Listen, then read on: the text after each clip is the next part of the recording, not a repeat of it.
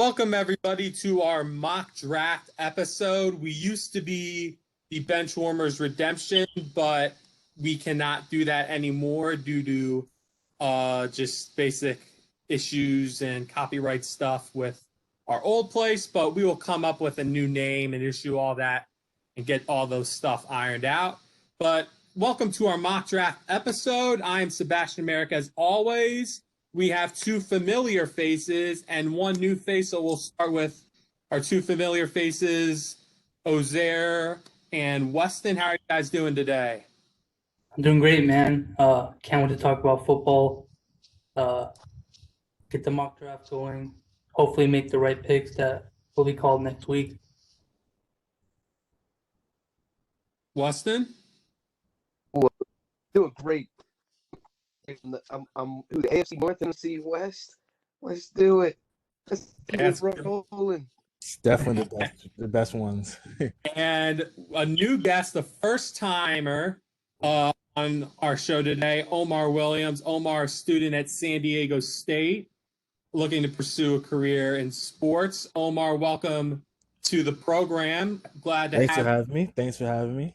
And we look forward to adding you. So here's going to be our mock draft, pretty much how we're going to do it.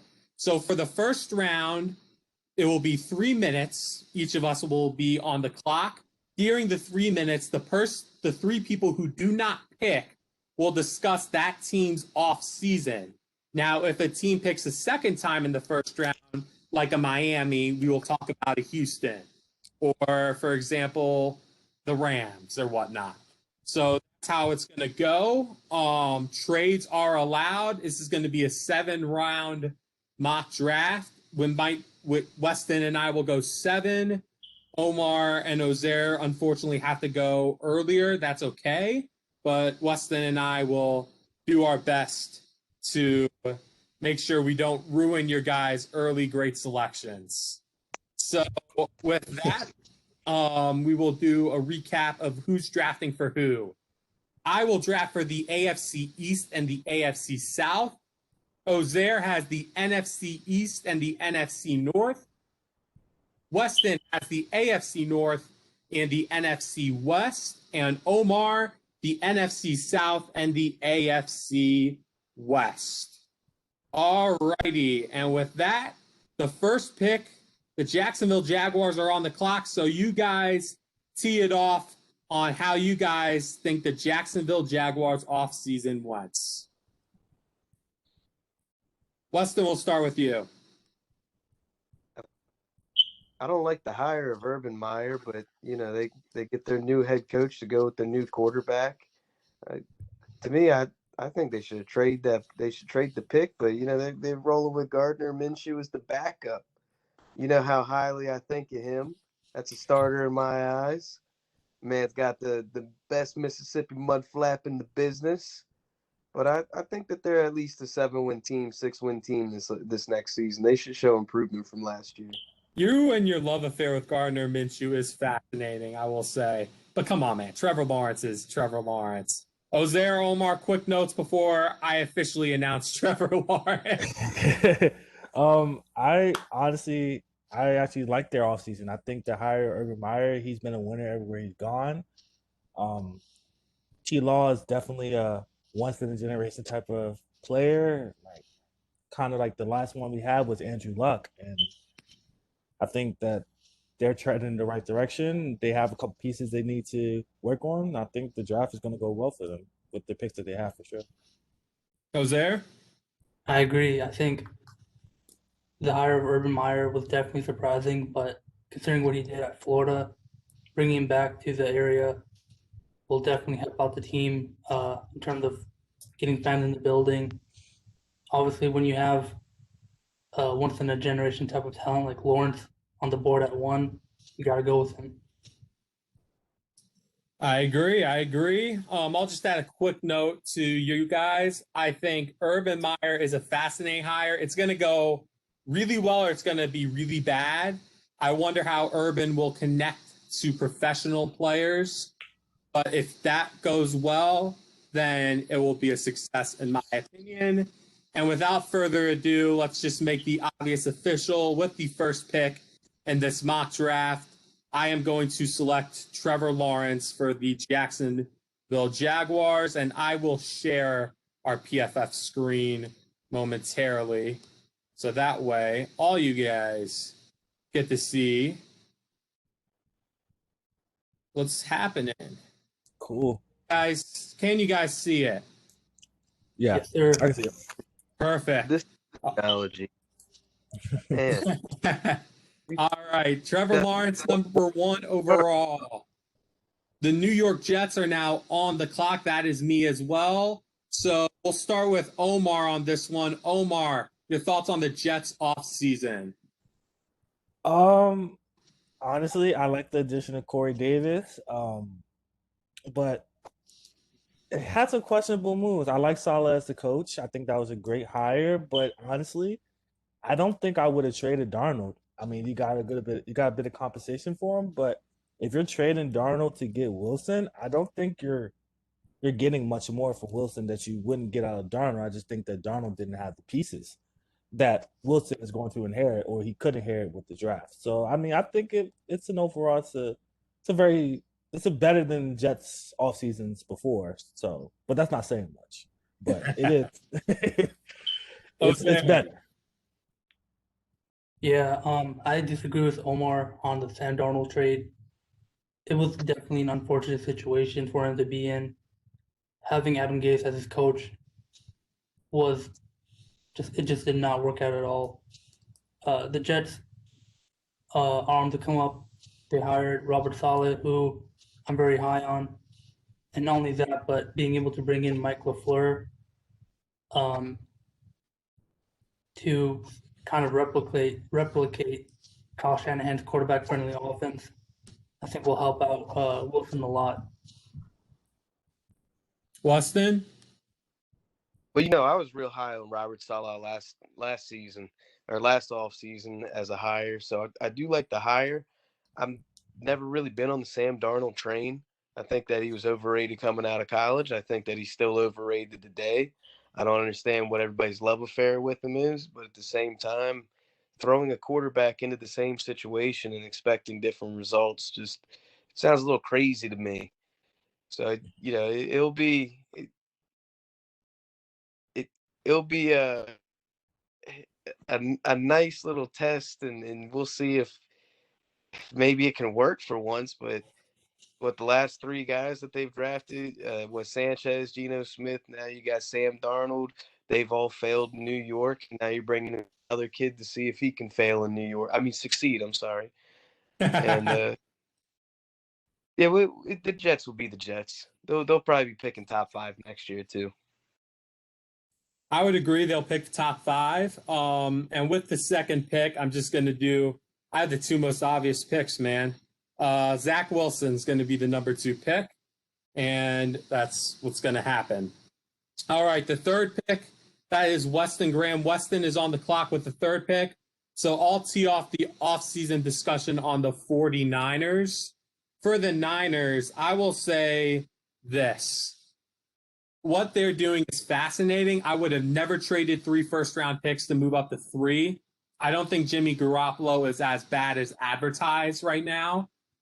But they must love somebody at number 3. They must totally love somebody.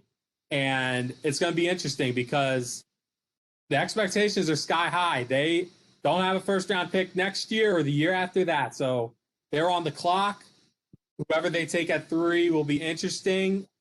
I don't like the trade moving 3 first-rounders for number 3. That's just too much for me. Your guys' thoughts on that? Yeah, their offseason was definitely interesting. The contract they gave Trent Williams, who's I believe 36 years old or going on 36, Yeah. making him the highest paid tackle in the NFL, definitely caught some attention. But yeah, I'm with you 100%.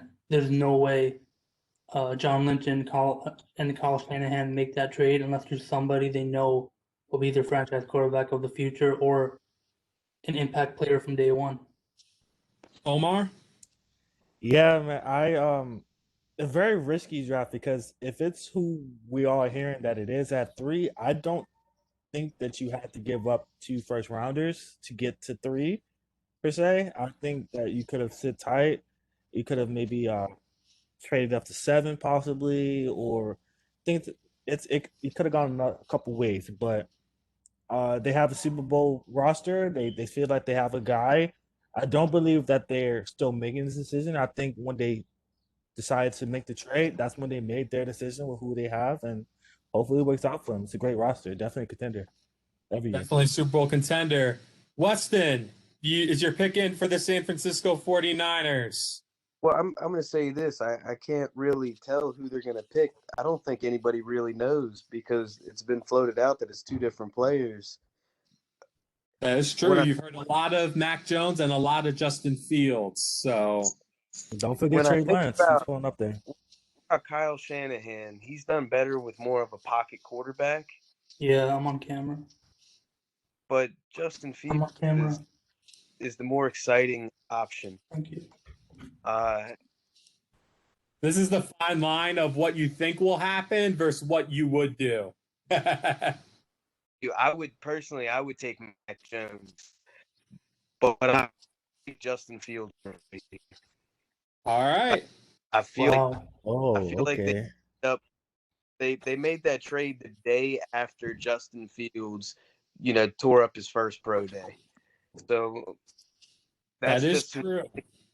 So that's where my mindset is on this pick. It will be interesting to see it, kind of like a Miami Dolphins situation where everyone said they were going to take Herbert and they going to. I bet you they wish they want Herbert now, but that's for another discussion. All right, the Atlanta Falcons are on the clock. So, Weston, tee us off on your thoughts on the Atlanta Falcons offseason.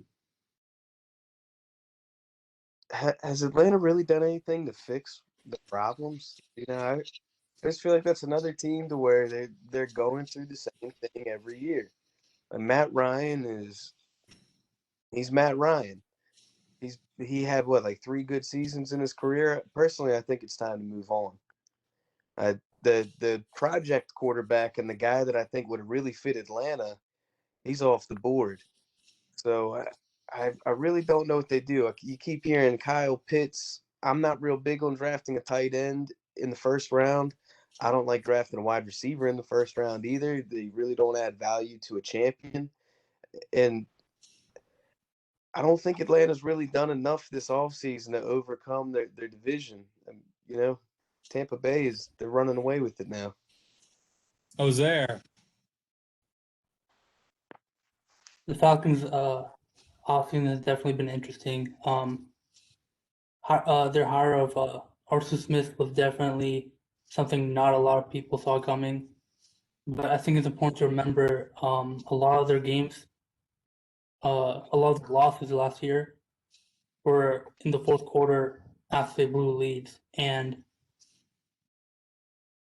I think the team's management would look for an impact player right now and hope that what happened last year was a coincidence and try and make use of Matt Ryan's final years as a quarterback.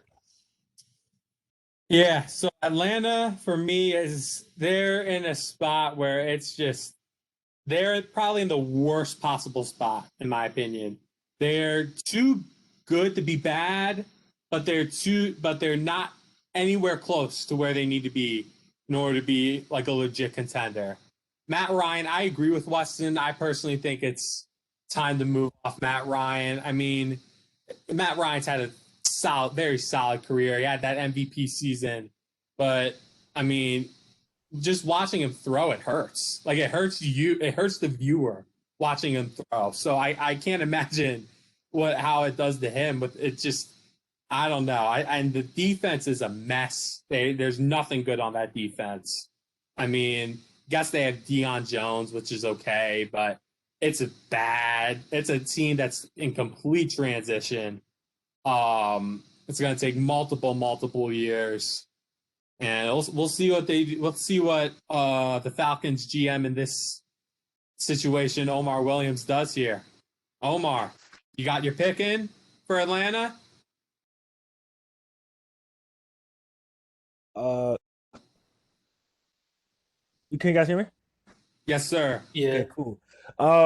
Yeah, I mean, I like your guys' takes. Matt Ryan is definitely. I think he's a product of his team. Like his team has been looked at as not doing well per se for the last couple of years, but he's still a very productive quarterback. So honestly, I'm gonna get him some weapons, and I'm gonna sit tight. I'm taking Kyle Pitts here. He's might be the best prospect that's not named Trevor Lawrence in this draft. So I gotta take him, man. I mean, you think about the addition of Arthur Smith and what he did with Jonnu Smith. Um, I think this could be even better version of that, and even more dominant version with Julio and Ridley. I think they got some good pieces there. But you're right, the defense does need to be addressed. All right. So Kyle Pitts, that number 4, a very interesting pick here for Omar. He must love some Kyle. I think he's going to be a great player as well. We'll see. A lot of pressure for Kyle Pitts. Cincinnati Bengals are on the clock. So Ozair, your thoughts on the Bengals offseason? It's hard to grade the Bengals season, especially after they lost Joe Burrow to a horrific knee injury. But it goes to show that one of the instrumental aspects of a team is its offensive line. So I think the Bengals will address it either in the draft or possibly through a trade. Omar? Man, I actually, being the AFC North guy with my Ravens, I have to admit that the Bengals actually had a pretty decent offseason. And they're not known for a team to spend money, but I think that they got one of the top pass rushers in free agency. They also got some offensive line help in Riley Reeve. And I think that they're trending in the right direction. They have weapons on the outside, and they just needed to tighten up the defense. And I think with a healthy Joe Burrow, I think they can do some things. I agree with all of your guys' points. I will say this. Zach Taylor is on the clock now. All right. These first 2 years were a little bit. The first year, obviously, no expectations. Second year, Burrow showed like why he was the number 1 pick. Then he went down. The team completely regressed. They have to improve drastically. The Bengals right now are in this situation kind of like where the Hard Knocks Browns were in 2018 when Hugh Jackson was the coach. And they need to show complete signs of improvement. They need to, I'm not saying make the playoffs or whatnot, but they need to win 6-7 games next year to just to cement belief in that fan base, because Cincinnati is a city that is losing interest in their football team. They have continued to rank. Now, obviously, last year does not count because no fans. But if you exclude the Chargers playing at the StubHub Center, that back then, they have been the lowest in attendance for the past 2 years. So they got to fix that. They got to find a way to fix that. And it'll be interesting to see. I think they need to address the line. They're going to get Joe Burrow killed in that division if they don't dress the line in the draft. It's pretty much whoever gets to play them first. I mean, because Pittsburgh, Baltimore, and Cleveland all have lethal pass rushes now. And it's pretty much if they don't take a lineman first, whoever gets to take Burrow first, I would not be surprised to see him get hurt. As unfortunate as that would be, but there's just nowhere near enough protection. And they should learn a lesson from the Cleveland Browns. You can take Jamar Chase at 5. We'll see if that's what their GM Westin does. But you can have all the skilled players in the world, but if you don't have tackles, it doesn't matter. You have to have 2 very good tackles, or else your team's just not going to be that good. So I think the Bengals need to address the line, and they need to do it quick and fast in a hurry. All right, Westin, is your pick in for the Bengals? Sebastian, I got a question. What is a tackle's best? I mean, what is a quarterback's best friend? A left tackle. Oh, yeah, and unfortunately in this draft, there's not a left tackle worth taking inside the first 15 picks. Yeah, I said it. The only reason why the tackle that is ranked as high as he's ranked is because it's a weak tackle draft. There's two other tackles talking about in the first round that, in my opinion, are mid to late second rounders. And so I'm going to take Joe Burrow's favorite player in the draft, Jamar Chase. All right. Jamar Chase, number 5. It is. All right. And Jamar Chase, I think we can all agree, is the best. Do you guys think he's the best receiver in this draft? No doubt. I don't know. I think Devontae Smith is the best receiver in the draft. Okay. Part of the reason why is because we didn't see Chase play this past season, and the season that Smith had was just incredible. Was an incredible season, no doubt. I would happen to think Jamar is the best, although I hopefully you have a plan in the later rounds for your Bengals, Westin, a tackle and guard. All right. Get a top 5 pick in next year's draft and take the first tackle available next year. Well, hopefully Burrow doesn't have an amputated leg by then. But yeah, you're right. You're right. Miami Dolphins, that is me on the clock. Get us started on your thoughts on Miami. Man, I don't even know where to start with the Dolphins. They look extremely competitive with Fitzpatrick behind center, and the move to Tua midway through the season was definitely unexpected, but the way the team responded showed that Brian Flores knew what he was doing. Obviously, the team has a lot of ammunition in this year's draft, and there were uncertainties regarding Tua's potential as the starting quarterback of the team, but I think they're going to stick with Tua as the starting quarterback and build around him. Omar.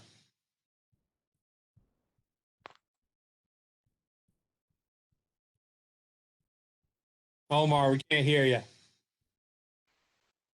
You guys hear me?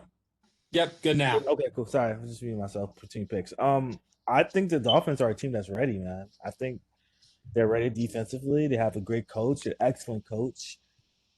They have weapons on the outside with Devontae Parker. They got a Will Fuller. But Tua is the only question. I think I have to see more Tua because what I did see, I didn't like. I have to see more. Westin. As a Miami Dolphins season ticket holder, I think that the offseason's been moving in the right direction. I think that the franchise is moving in the right direction. To me, the big thing is Tua healthy? Because I think that part of why Tua wasn't that exciting last year was because he was coming back from that injury and might not have had full trust in himself. So to me, they have a strong defense. They've built a good team around Tua. They got to do something to maybe – to maybe shore up maybe like the offensive line. I don't know if there's a line available that they could take at this pick, but I really think that Miami trades back right here. You must be reading my mind. You must be reading my mind here. Yeah, I really think that's what's coming up from Miami in this position. I don't know if you guys can see the screen, but I have purposely selected a team I want to trade with. An offer I got to make, and that offer would be to the Cowboys. I personally selected. So, Ozair, I got a trade offer for you. If you don't want it, that's okay. I want to trade you picks number 6 and a third rounder in 2022 via San Francisco. And in exchange, I want pick number 10, pick number 75, and your second rounder in 22. So I will click which picks these are offered, and you can decide if you want to do this or not.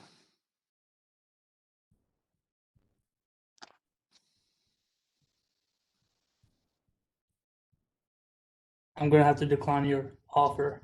All right, that's all right. All right, Ooh, I got phone on. one. I got one more offer. That's okay. That's okay. We're gonna be just fine. My last offer, and then if this team doesn't take it, that's okay. AFC West.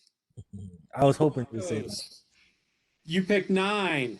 I see a couple quarterbacks that you might be interested on the board. I will give you 6. I want 9 and 3rd at 22. That's all I want. Deal. I need my guy. Let's go. I Done. accept. I personally think I fleeced you here, but Done. See, here in Miami, we get a 3rd round pick. We only move 3 spots back, right? 3 yeah, you still spots get your guy. for a 3rd round pick, and we have 3 guys on the board that we really, really like. See, that's a little more from Ozair because I didn't know if I could get that guy having to wait 4 more picks. Having to wait 3 more picks, I feel very confident that I can get my guy that I want in Miami. All right.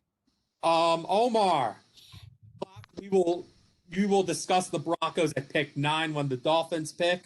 Omar, do you know who you want with the Denver Broncos? Yes, sir. I'm gonna take Trey Lance. All right.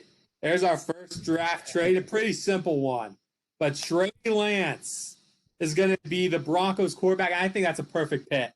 Perfect pick. Because I think it's a year to sit. I think they can use Drew Lock as a placeholder for a year. And then Trey Lance can come in. He knows the weather better than anybody playing up in the Northwest at North Dakota State.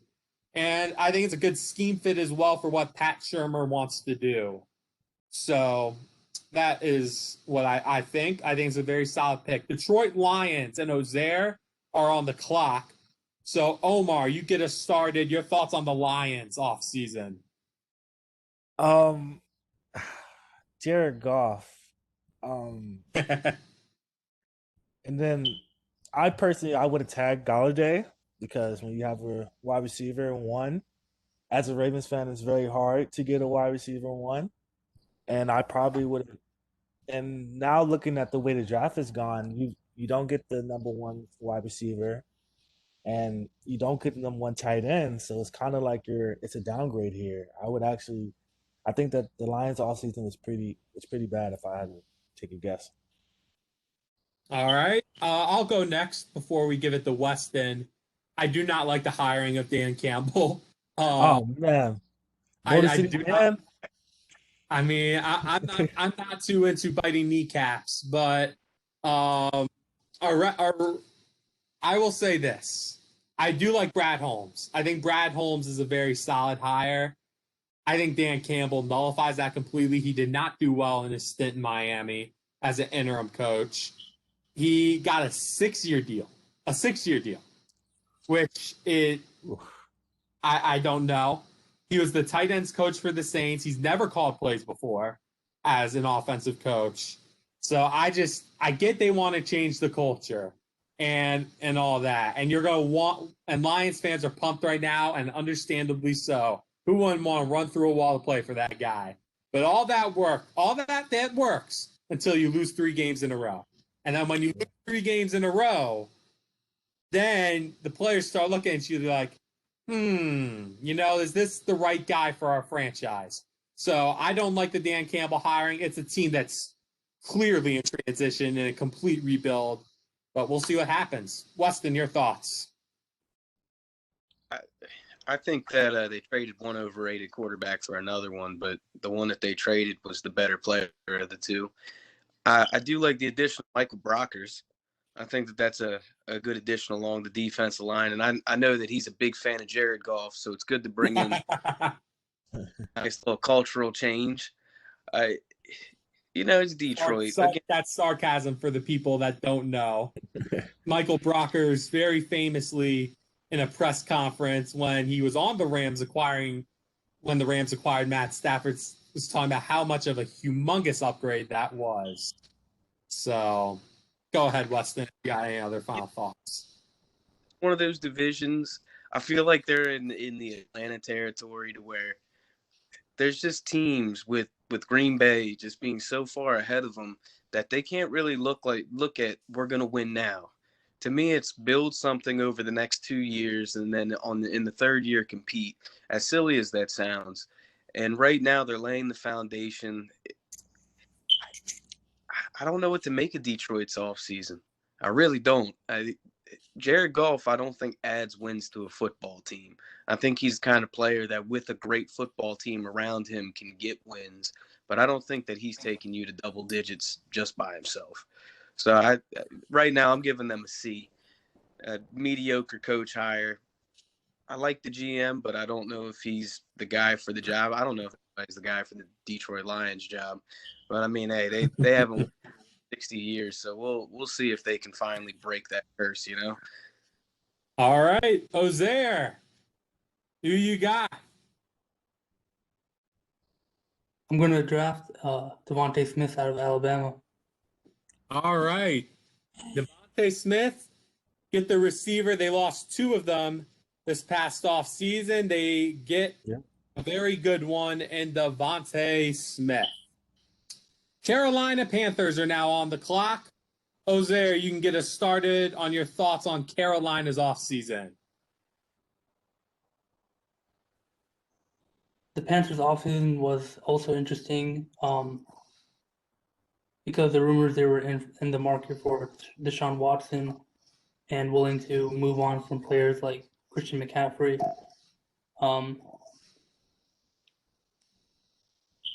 What the Panthers did last year was something that we haven't seen in the draft for quite some time, where they drafted defensive players in each round. I think that set the foundation for the type of team they want to be in the future, which includes this year. I think they're going to go and find their quarterback of the future with this pick right here. All right. Weston will be back, it looks like. There he is. Weston, thoughts on the Panthers? Thoughts on the Panthers? You know, they got a guy that I've already talked about once, Sam Darnold, and that's supposed to be their big move to make them a competitor. Teddy Bridgewater, he's a permanent backup in my eyes. He can come in for 2-3 games a season and light it up. But I think that his tendencies are too predictable, and once teams are studying the film on him, they just know how to beat him. So they're rolling the dice with Sam Darnold. I think that they're a favorite to go for the first overall pick. I don't know if it's Rule, right? Matt Rule's their coach, right? Yes. Mm-hmm. Correct. They got passing game court. Joe Brady. Joe Brady, passing game and offensive coordinator. Yep. Okay. I don't believe in Darnold. I think they gave up too much for a quarterback that just isn't that good. So right now they're sitting there at D grade, a grade of maybe they surprised. Maybe I'm shocked, but I don't know. I think they need to build that defense a little bit more. Losing Kuechly was a big L for them, and I don't think that they were able to recover last year from it. All right. I agree. I agree with those analyses, except I am a believer in Sam Darnold, but I do think it'll take time because I do think he needs a little more weaponry around him. I like Robbie Anderson. I think the loss of Curtis Samuel is going to hurt. Obviously, McCaffrey in the backfield is fantastic, but we will see what happens. As you guys can see, before Omar makes his pick, I have proposed a trade to Sir Omar. 8 for 9 and 81. Oh man, that's tough. But I'm gonna have to decline because someone fell on my lap and I have to take this guy. All right, that's fine. Who do you want to take? I'm gonna take the offensive lineman Penei Sewell out of Oregon. I have to take him here. All right. Penei Sewell at 8. Now, Carolina, you're building a super line in Carolina here. got Taylor Moton's there already. Okun.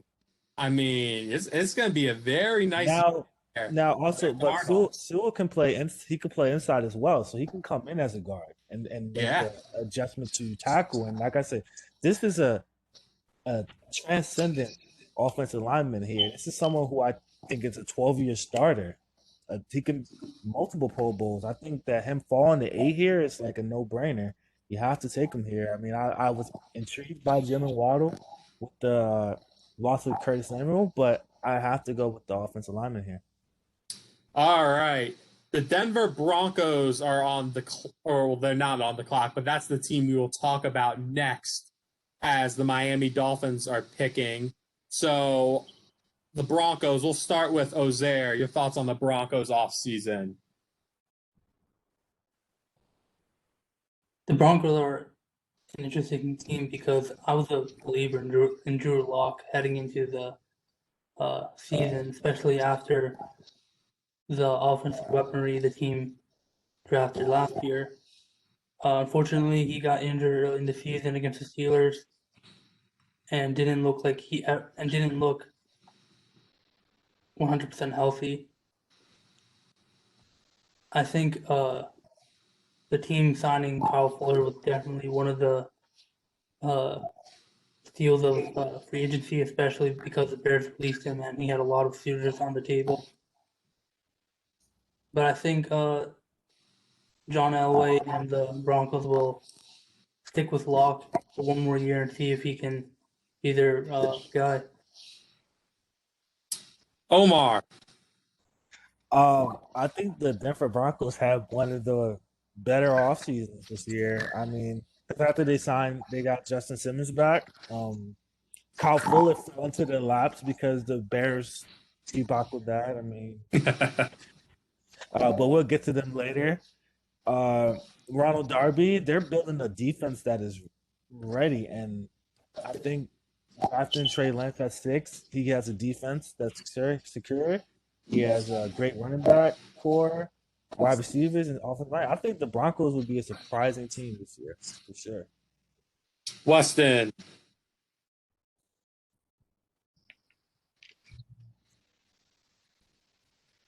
Westin, your mic's muted. There we go. It's this technology stuff. Yeah. I think the AFC is the toughest division in the AFC. And Wow. Okay. all 4 teams can win that division, but the Chiefs, of course, are the favorite, right? But I think that the Raiders are a solid team. I think the Chargers are an up-and-coming team. I think that Denver has a good enough defense to where they can make some noise in the division. I like what Denver's doing. I personally think that Locke isn't the worst thing they could have as their starting quarterback. I wouldn't be mad at having Drew Lock. If my team had him, I wouldn't be happy. But if I was a Broncos, I wouldn't mind Locke. I've liked the offseason. The Fuller addition was great for defense. Hopefully everybody comes back healthy. I'm liking what Denver's arrows pointing up. All right. The Dolphins are on the clock. As you can see, another proposed trade that I got here with Mr. Ozair, who represents the Eagles. 1284 and 225 for 9 and a 7th round pick from Tennessee next year. I'm gonna have to decline. The board is falling in favorable way. All right. With my board. All right, no problem. Then we'll take the pick here, and we here at the Miami Dolphins think this wide receiver need is overblown. We think we have plenty of receivers that are capable, which means we're going to select the one and only good defensive tackle in this class, and that's Christian Barmore at number 9. Oh. We feel a need. We think we get a very good player with Pro Bowl potential that can fit right into our scheme that we want to run. So, Christian Barmore, Miami Dolphins. That's what we're going to roll with. You couldn't get some excitement, Seb. You know what? First round D tackle. Thanks. Hey, we're not about making people excited. We're about making the best fits for our football, making the best picks and what we think are the best fits for our football team. So, to build it from the ground up. You know better than anybody, Westin. It starts with the offensive and defensive lines. Quarterback, of course, but offensive and defensive lines, got to have those in order to be a successful football team. All right, Dallas Cowboys are on the clock. We mentioned the football team. Yeah. Cowboys are on the clock while Ozair thinks about what he does for the Cowboys. We'll start with Omar on this one. Dallas Cowboys offseason. Like it? Hate it?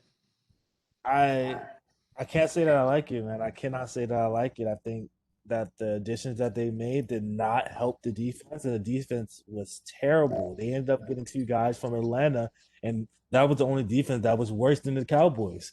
So, or on par with the Cowboys. So I think that they have to address defense, especially the way that this draft is going. I think the first 2 or 3 draft picks have to be on the defensive side, even if you have to reach. Westin. Hate him.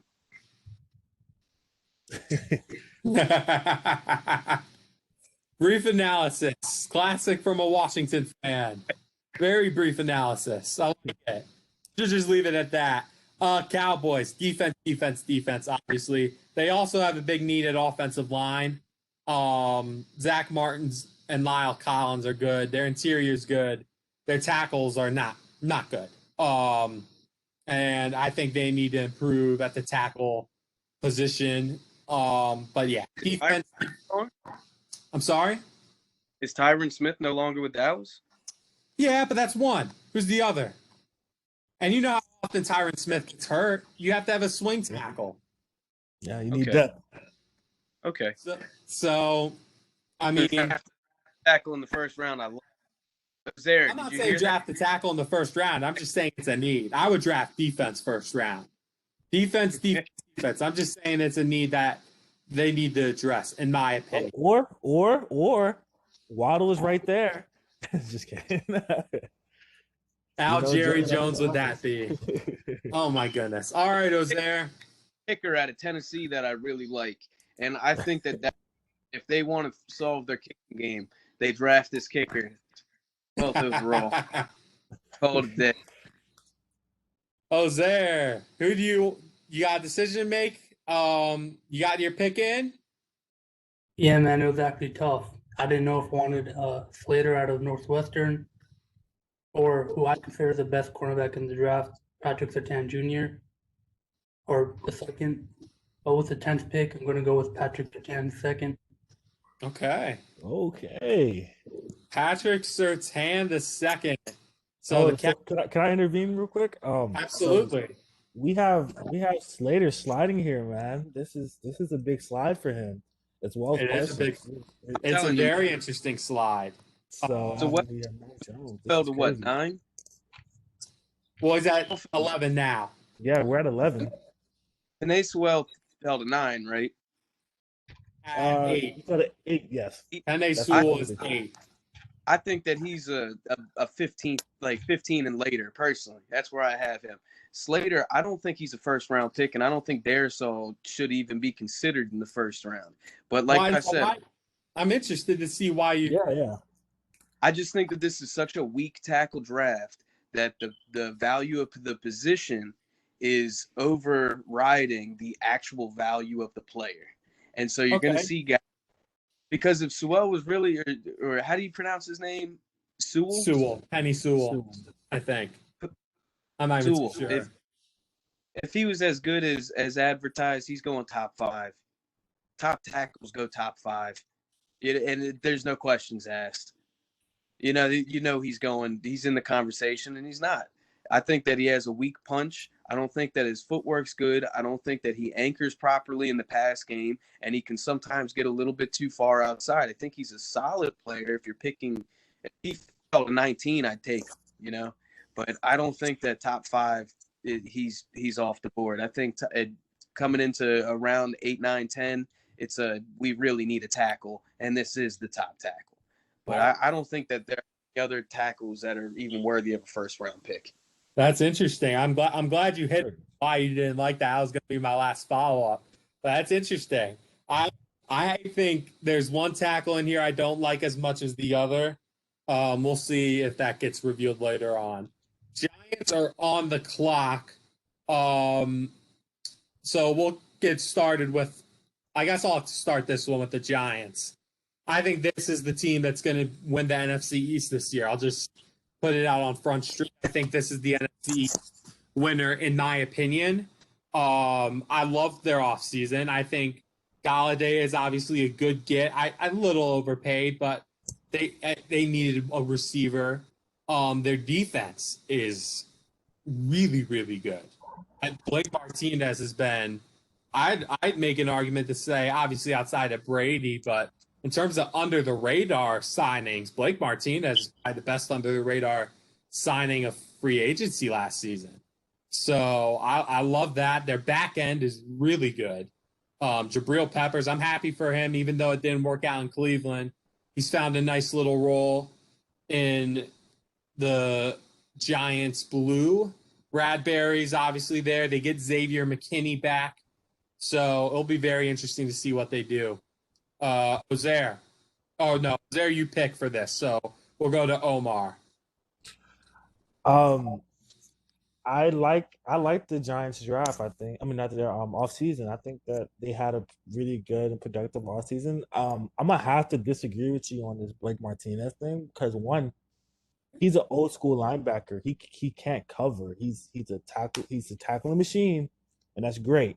But he's not a cover linebacker, and I think that's what you need, and that's the first need that you have as a linebacker. Are you fast? Can you cover? And then can you tackle? Because the league's getting faster and smaller.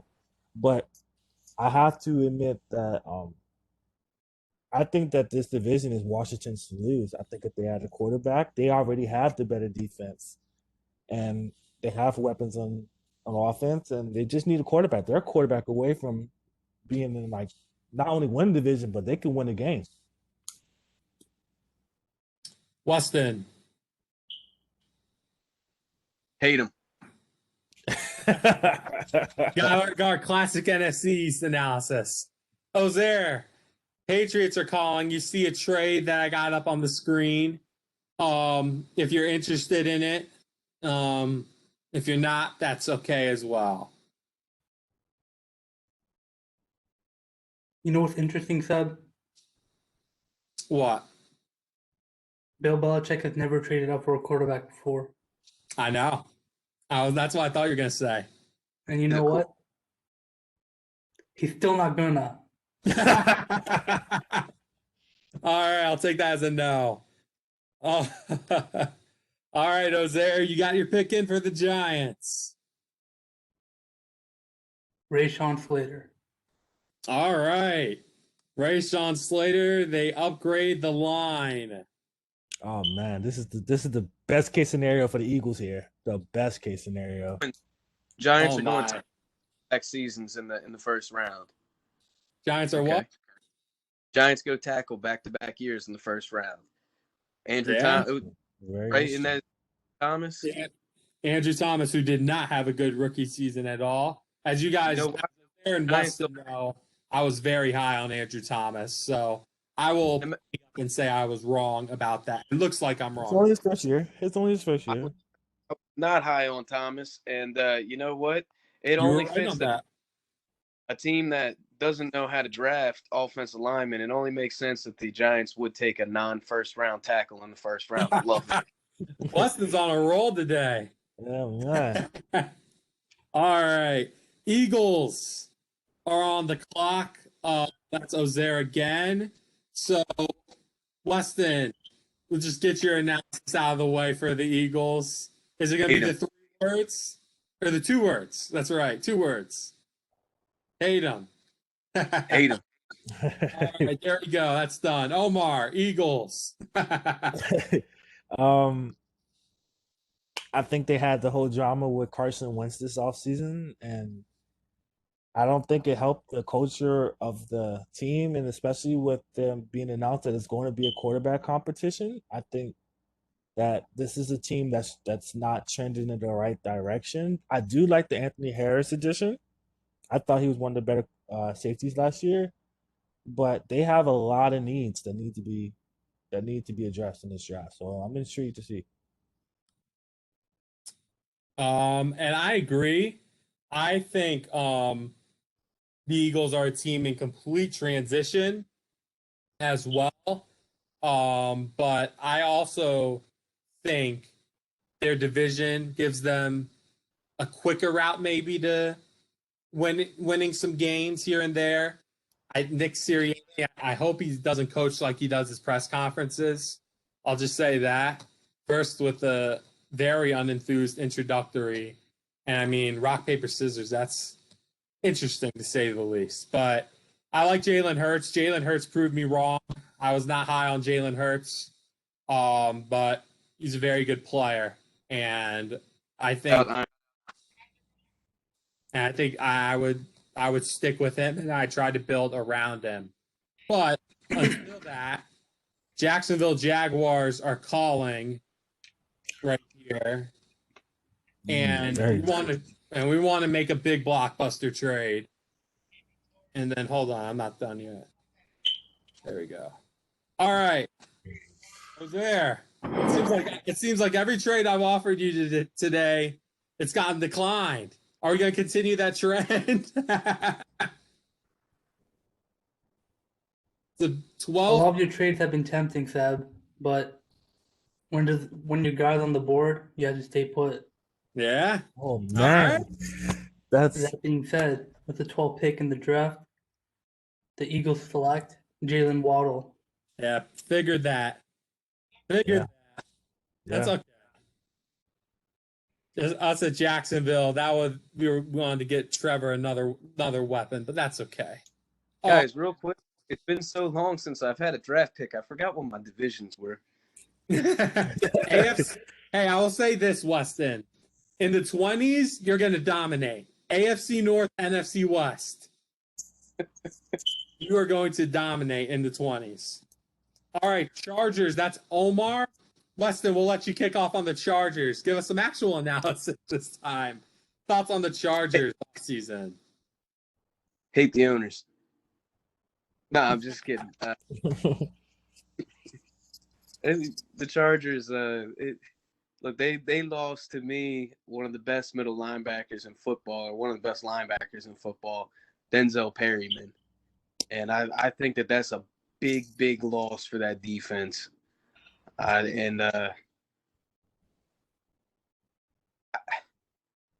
don't think they've replaced him.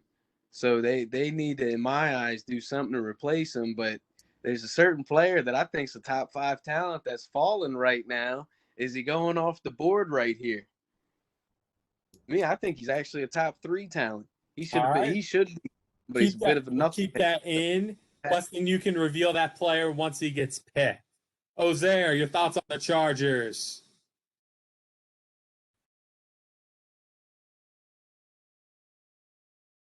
Justin Herbert, man. I mean, the dude's a baller. I don't think a lot of people saw him having the season he had. Not only because he started as a backup, but like the game just comes to him in a different way. But I agree with Westin. It feels like every year the Chargers are hyped as a team that can contend with the Chiefs in the division. And more often than not, the injury bug gets them, or they don't live up to expectations. And agree with that. I think what the Chargers need to do, I think everyone would agree. We'll see if Omar agrees with it. Offensive line. That's what they need to do. Protect Herbert. They're actually pretty good in a lot of areas, but the line obviously needs some revamp. I like the signing, even though it might have been a little bit of overpay of Corey Linsley. I think he's going to be a very good interior lineman for them. But Chargers are my pick to take a big jump. I think the Chargers are going to win 11 games this year. So, and go 11-6, which is weird, but 17th game this year. But 11-6 is why I got the Chargers at. Omar, Chargers? Since you mentioned 17, is there a record that might fall this year that you can name? A record that might fall. Not off the top of my head. Make which one? I'm gonna kick myself after this. Which one, Westin? Oh, I don't know. I could see like maybe the passing record just because there's one more game, but I think that there'll be in general. Okay, yeah. In general, gotcha. Yeah. Oh yeah, for sure, no doubt. Yeah, I agree. Omar, you're picking for the Chargers. Can I get the best players available, please? Yes, you may. Me personally, I think that this is a trade. This pick right here is going to actually be a Baltimore pick, and I think that this is where Orlando Brown Jr. gets moved. But obviously, we're not doing player trades here. But we can do player trades. It won't be processed here, but we can do player trades if you want to offer it. Yeah, it won't be processed on here. But we will make a note of that. We can do player trades. Absolutely. Yeah. No, I just don't see anybody that they trade up for here. So I'm actually gonna sit. I'm gonna take Parsons here. Parsons, best player available. Let's take Parsons, make it strength to strength. Man, well, who's gonna? I mean, Micah Parsons. Who's gonna sit out at linebacker? They just drafted Kenneth Murray. He's a fast linebacker. These are fast guys, man. The Chargers like to play a lot of dime packages. They like to have the linebackers who can move. I like it. I think that when you have a player of that nature who falls, you have to take him. Got to take him. All right. Best player available goes off the board. That's top 3 players in this draft for me. I just think he's a bit of a knucklehead, and that's why he's falling. I was hoping he fell to the 19. I keep seeing more and more of him falling past 19. That was Micah Parsons, your top 3 guy, you said? He's a stud. But he's not an edge defender.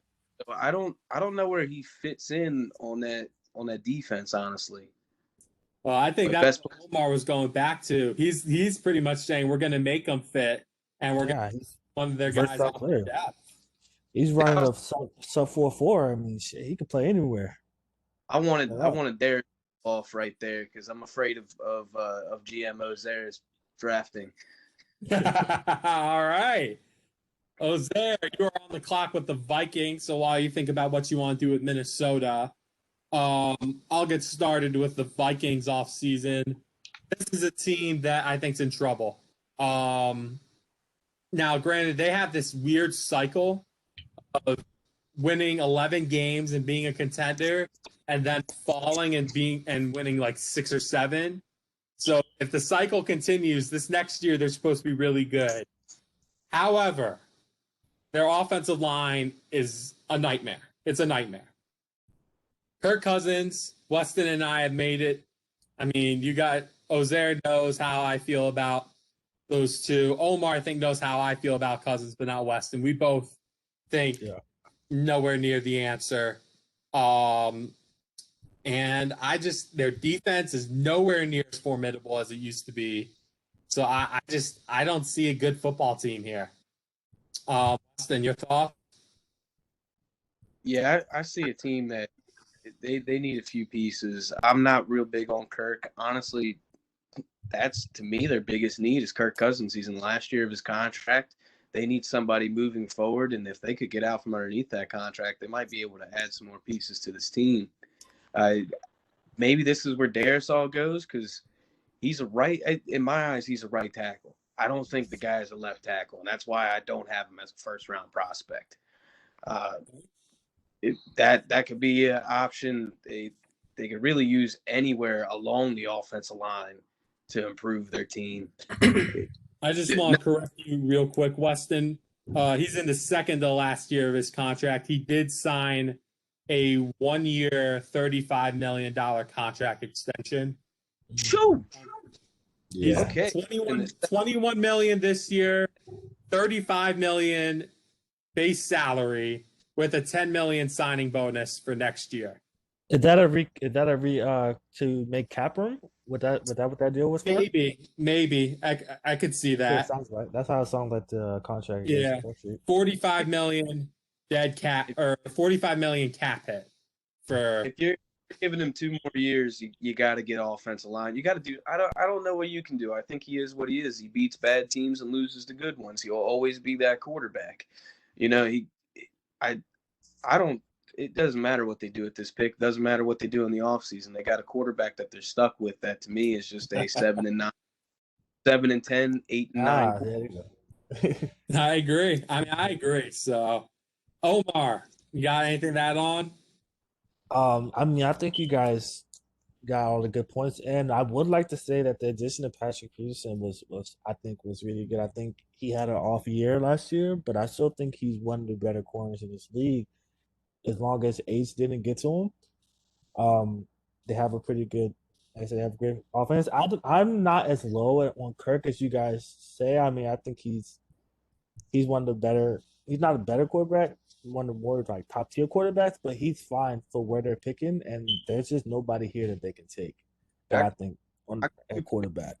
One, I think Pat Peterson's more name than anything these days, and the second one is, of course, you'd like Kirk Cousins because him and Lamar Jackson are the same style of thrower. They have no clue where the ball's going after they throw 15. Man. We will get to the Ravens later. I showed you love with this Washington stuff, with the Washington compliment, man. That's how you treat me. I don't like it, man. I don't like it. Hey, we will get to Baltimore soon. Yes, Westin is a well-known Lamar critic. Vikings, Ozair. You got your pick in for Minnesota. Yeah, I got my pick in. Although personally, I would want to address the offensive line. I don't see much value going with Darisaw or Vera Tucker at 14. Okay. So with the 14th pick, I'm drafting Trevon Moehrig out of TCU. It's a good pick. That's a good pick. That's a great pick. I like it. So you're moving Harrison Smith over to strong safety. I mean, he's played strong safety before, right? He's natural. He's more of a deep safety than filling the box. Okay. Well, maybe that's their plan, is play too high. Ozair, you want to respond to that real quick? Thoughts on Trevon Moehrig? Yeah, so obviously losing Anthony Harris leaves a void in the back end of their defense. Moehrig is similar to Harrison Smith in terms of their position, and knowing Mike Zimmer, I think he would rather have talent on the field rather than position-specific players. So I guess with Moehrig on the team, they would go more too high, or maybe even use a more hybrid defense. All right. Patriots are on the clock. Westin, kick us off on the Patriots. They definitely had the most active offseason out of anybody. Do you think they had the most successful? Is that a phone call coming from Washington? I don't know. I'm not in the Patriots war room, but I feel look, I think that Cam Newton's the guy for them, and that's why they invested one more year, $15 million. I don't buy that they're drafting a quarterback in the first round. I really don't. You can't sell me that. You can't sell me that Bill Belichick wants to go into a football season with a rookie quarterback, and if you're taking a guy 15th overall, he's starting. So I think that what Bill Belichick's going to do is he's going to either trade back, acquire picks, a la Bill Belichick, or he's going to take the best defensive player available, because that's what Bill does. Bill's going to take a guy that you probably never even heard of, or that you think was supposed to be a day 3 guy, and he'll step in by week 11, they'll be talking about Pro Bowler.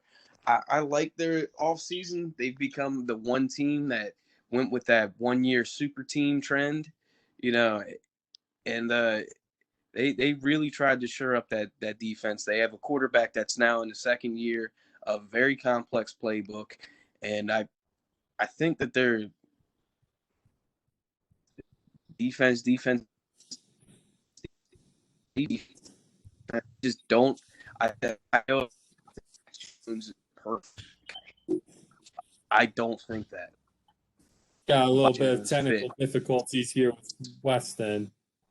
We'll get that cleared up soon. Good now?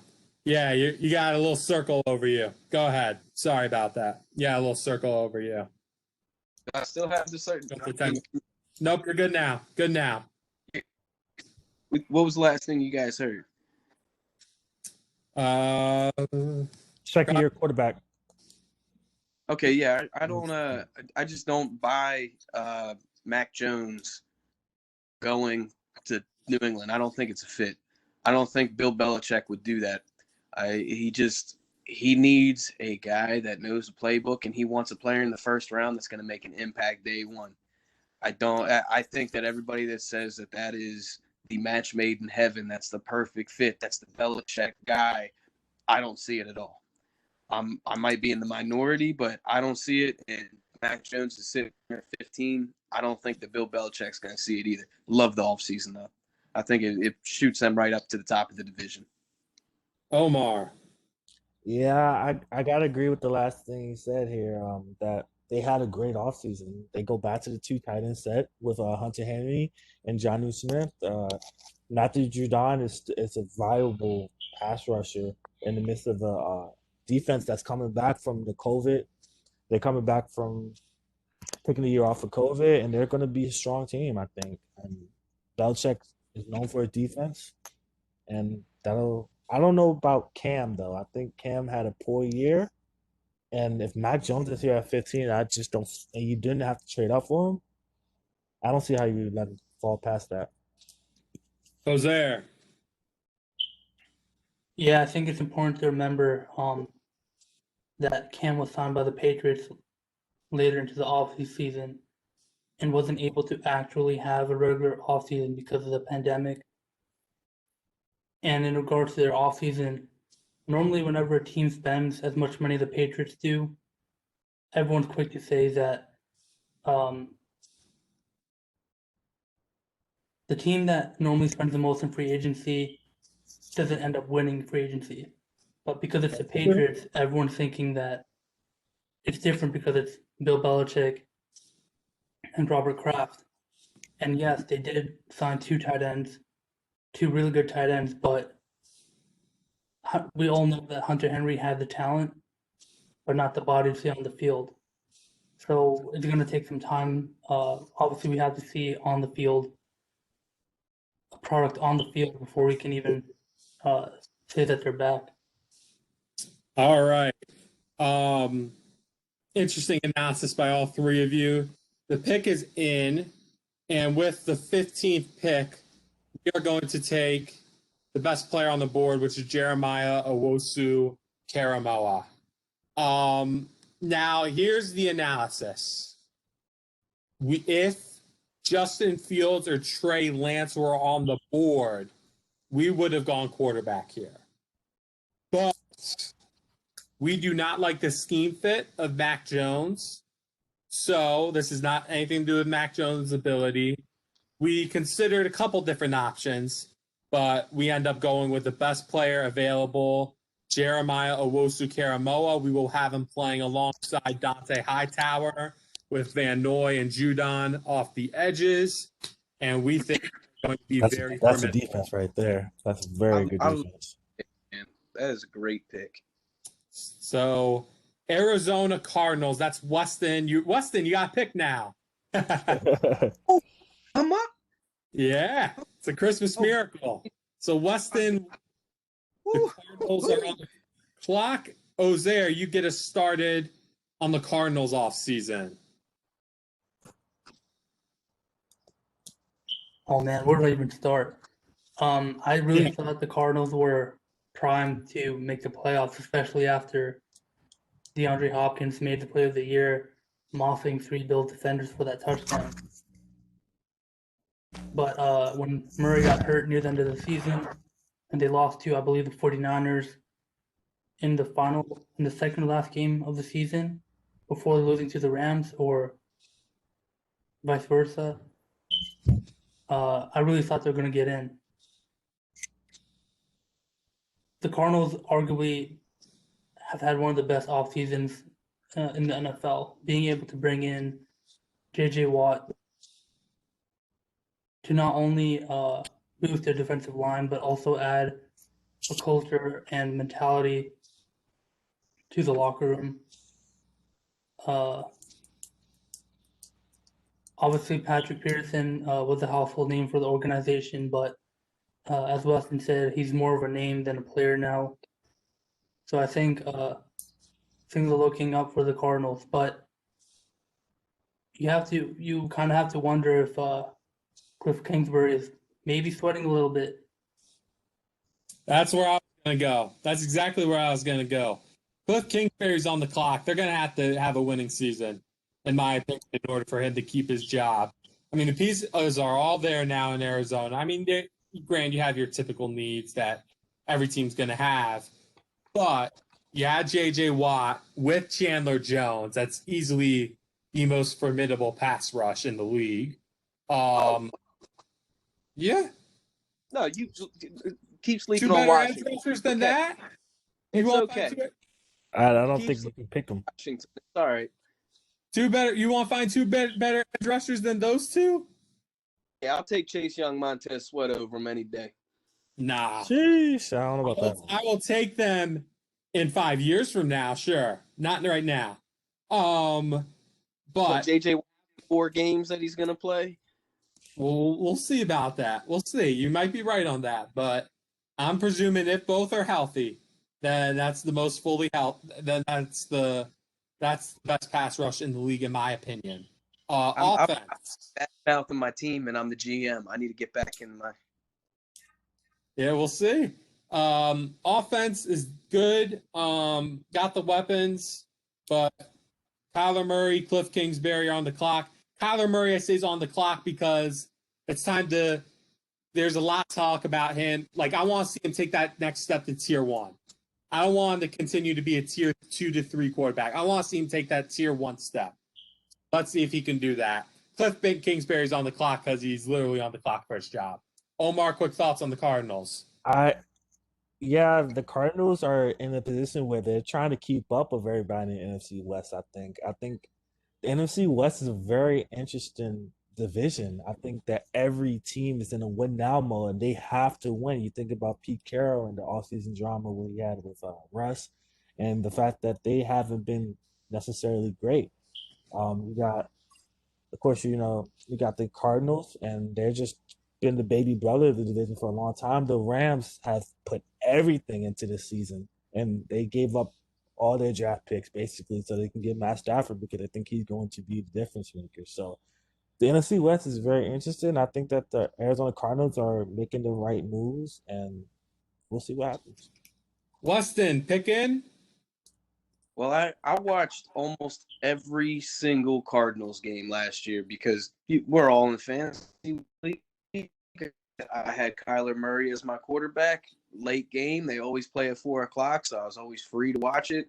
And he is tier 1 to me. He's not tier 1 in the Aaron Rodgers, Pat Mahomes way, but that guy is special. I don't want to see him make the next step because if he does, the league's going to be over.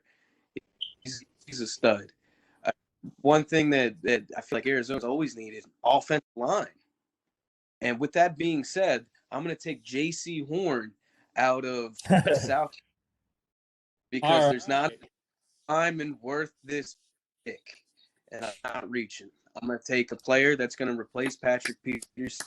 I love this pick. And corner, and he's going to go ahead and give those edge rushers, arguably a top 3 duo in the NFL. He's going to give them that time that they need to get to the quarterback. So that's my favorite. All right. Westin with J.C. Horn. The Raiders and Omar are on the clock. I will get started on the Raiders offseason. Didn't like it at all, to be quite honest. outside Chicago, which we'll get to later, probably the worst offseason in the league, in my opinion. They completely dismantled what was one of their best strengths, if not the biggest strength of that football team, which was the offensive line. Rodney Hudson, what a fiasco that was. Trent Brown, and it gets back to my point with Gruden. Gruden can coach football. I don't think there's any debate that John Gruden can coach football. But when you are the coach and the GM, you have to be careful that you don't fall in love with guys. Because when you fall in love with guys, you reach the classic case of Damon Arnett. And I know Damon Arnett, Ohio State guy. Man loves football. He is the exact type of John Gruden player that you want. Plays a third round. He's a third round pick. He's a day 2 pick. He's nowhere near a round 1 pick. He's just not. He does not have the physical traits to be in the first round. So I didn't like what the Raiders did. It's the same team, just the worst offensive line, in my opinion. The defense is still awful. The back end is bad. The front 7 is bad. It's just, I don't like it. I don't like what they did. There.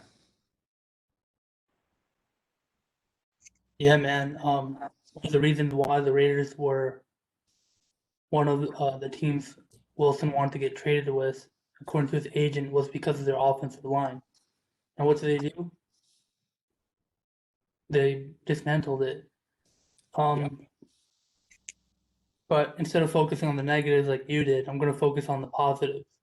And by positives, I mean Derek Carr and Darren Waller. I think Derek Carr showed everybody that he can be a franchise quarterback. He can be the guy for a certain team. I don't think that team is the Raiders. But he answered a lot of questions heading into the season. And Darren Waller, man, I feel like the Ravens probably regret letting him walk after having him on, I believe, their practice squad. Yeah, no doubt about it. Westin. Everything you said. I'm not a big fan of the offensive line just getting dismantled in the way that it did, but who knows? Maybe Gruden and Mayock really like the guys that they've brought in to compete in the offensive line, and they think some of them it's their time to step up. So I can't write off the Raiders. I really can't. I think that they've been getting better progressively. I think that their players are getting better. They get Jonathan Abram, is that his name? Yes, sir.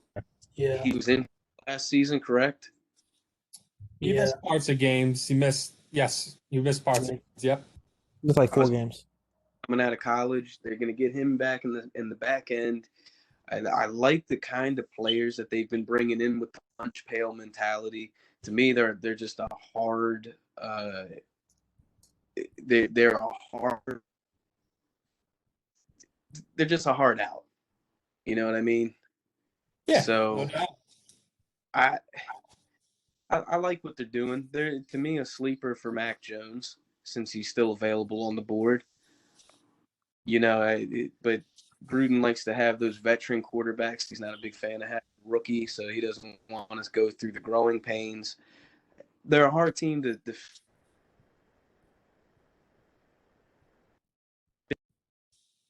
that they're going to have a competitive player here. He's going to be somebody that's fundamentally sound, and he's going to be somebody that is going to show up every single play. So I like the offseason, but at the same time, the offensive line thing just makes me scratch my head. Agree. Omar, picking for the Raiders? Yeah, I have a fire sale here. Does Washington or Chicago? Do you guys want to come up and get your guy, or do I have to sit and take my guy here? So that's Ozair for both. Open for business. I will pull up the picks if you want to. You're gonna have to take your guy, Omar. Sorry? You're gonna have to take your guy. Okay, cool. All right.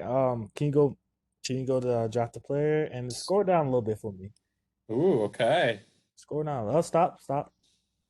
Oh, I'm okay. going to take Elijah Vera Tucker here.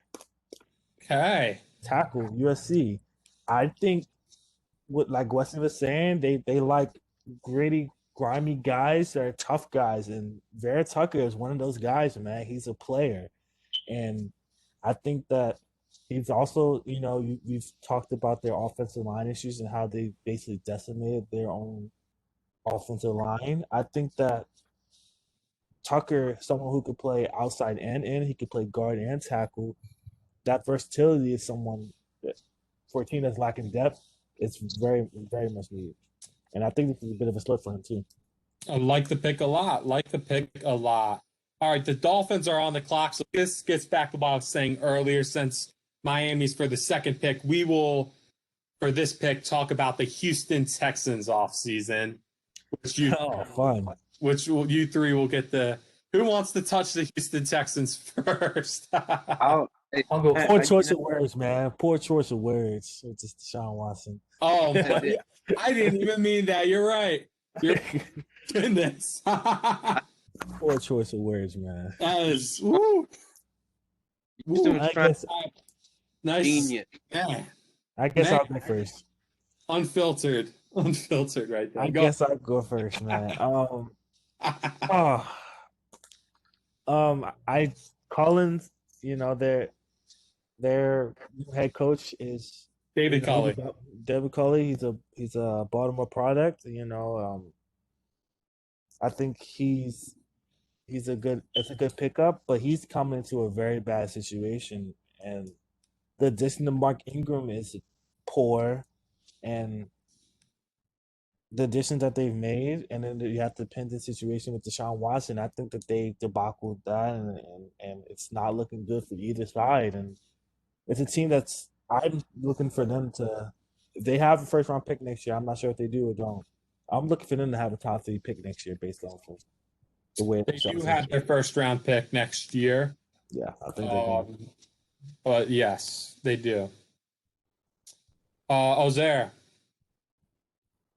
Yeah, man. I mean, I'll just start off saying that the situation regarding Deshaun Watson is definitely shocking, and the allegations are appalling. But I definitely think Nick Caserio regrets accepting the GM position with the team. He most likely thought that he was going to have one of the best quarterbacks in the NFL under contract for 4 more years, but it's not looking like that's going to be the case. David Culley seems like a genuine guy. Being a product of the Baltimore Ravens, he comes from a team with a lot of culture. But the damage has already been done by Bill O'Brien and his regimen. Weston. Well, Houston thought that they were, that they had a little stroke of genius when they hired the Baltimore Ravens wide receivers coach, a franchise that's never developed a good wide receiver. All of a sudden, now this guy is supposed to be a head football coach. Don't like that. Second thing, they have a quarterback that wants out of his contract. The problem is for the next 2 years, he ain't going anywhere because it's $70+ million and $50+ million in dead cap. Yeah. Coincidentally, he has some scandal brought on. No criminal charges, but, a scandal. So we'll see what happens with that. The guy's not playing in Houston anymore, whether this stuff's all drummed up and it goes away or if he gets his contract voided. So a franchise that hired, to me, a head coach to be the fall guy, knowing that the quarterback didn't want to be there anymore, and they're going to sit there and let the guy any way that the Houston Texans have a successful season. I think Jacksonville jumps Houston this year in the standings in the AFC South. I think that it's just as messy of a situation as there is in football. maybe in the history of football. It is an ugly, ugly scenario going on. They've gotten rid of their 3 best players over the last 2 years with J.J. Watt, DeAndre Hopkins, and now, I mean, they haven't gotten rid of him, but he's gone, Deshaun Watson. I don't believe he ever played another down for Houston. Side note, I believe Deshaun Watson's agent is a woman, which just to me, that's odd that a woman would stand by him during all these allegations, but that's neither here nor there. Maybe we can touch that on another Different episode. Yeah, no problem. But yeah, all you guys make great points. I mean, the Texans are if you're a Texans fan, good luck. I know what it's like being the worst team in the league. Being a Browns fan, I've been that for, man, who knows how long. Yeah, just good luck. 19 years. That's all I got to say. Yeah. Miami on the clock. We are going to take Christian Darrisaw. Get the best tackle here. I know he's not Weston's biggest fan, but we like him here in Miami. We're not asking him to play left tackle. We want him to play right tackle, and we think he's more than capable of doing that. And yes, we do know right tackle is to his blind side, but we think he's more than capable of filling that role. Washington, what did I say about Darrisaw's back? I'm sorry. Go ahead. You cut off. What did I say? What I thought he is in the NFL. Yeah, right tackle. Well, that sounds like a first-round tackle to me if he's the best right tackle on the board and you need one. I don't know. It just sounded like it fit. Yeah, I mean, it is a fit. We're not going to deny that here in Miami. It is a fit. Washington and Ozair's on the clock. We'll let Washington fan Weston start this one. Thoughts on the offseason? I don't know if we'll be the Demon Cats, the Red, the Warriors. It doesn't matter, but we are the football team. Love the offseason. I think we signed the best cornerback that nobody's ever heard of because he was just on a bad football team. So we get William Jackson. Stud. We add him to Kendall Fuller, another stud. If Washington doesn't go the quarterback route, the quarterback route, I could see them going cornerback with a local kid from Va Tech who ran a sub-4 340 and is one of the best lockdown corners and personally my number 2 corner on the board. He is available.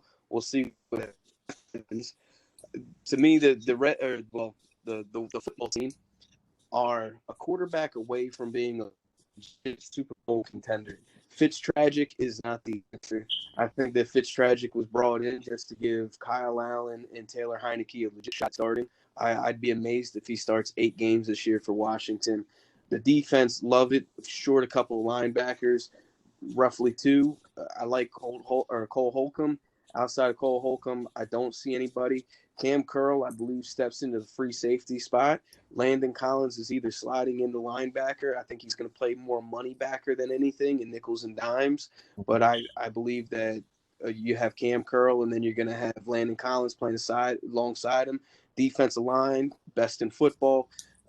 Outside of 2 players on the defense or in the linebacking core, it is the most complete defense in football.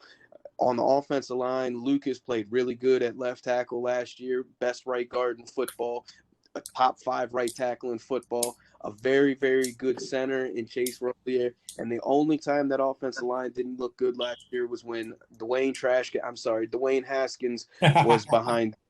You look at how they added Curtis Samuel. He's a legit piece to move all around the offense. He gives versatility in running the football, catching the football.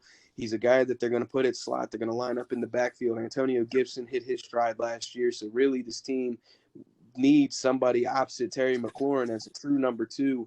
And then they could add another running back like a Javonte Williams in the second round if he's available.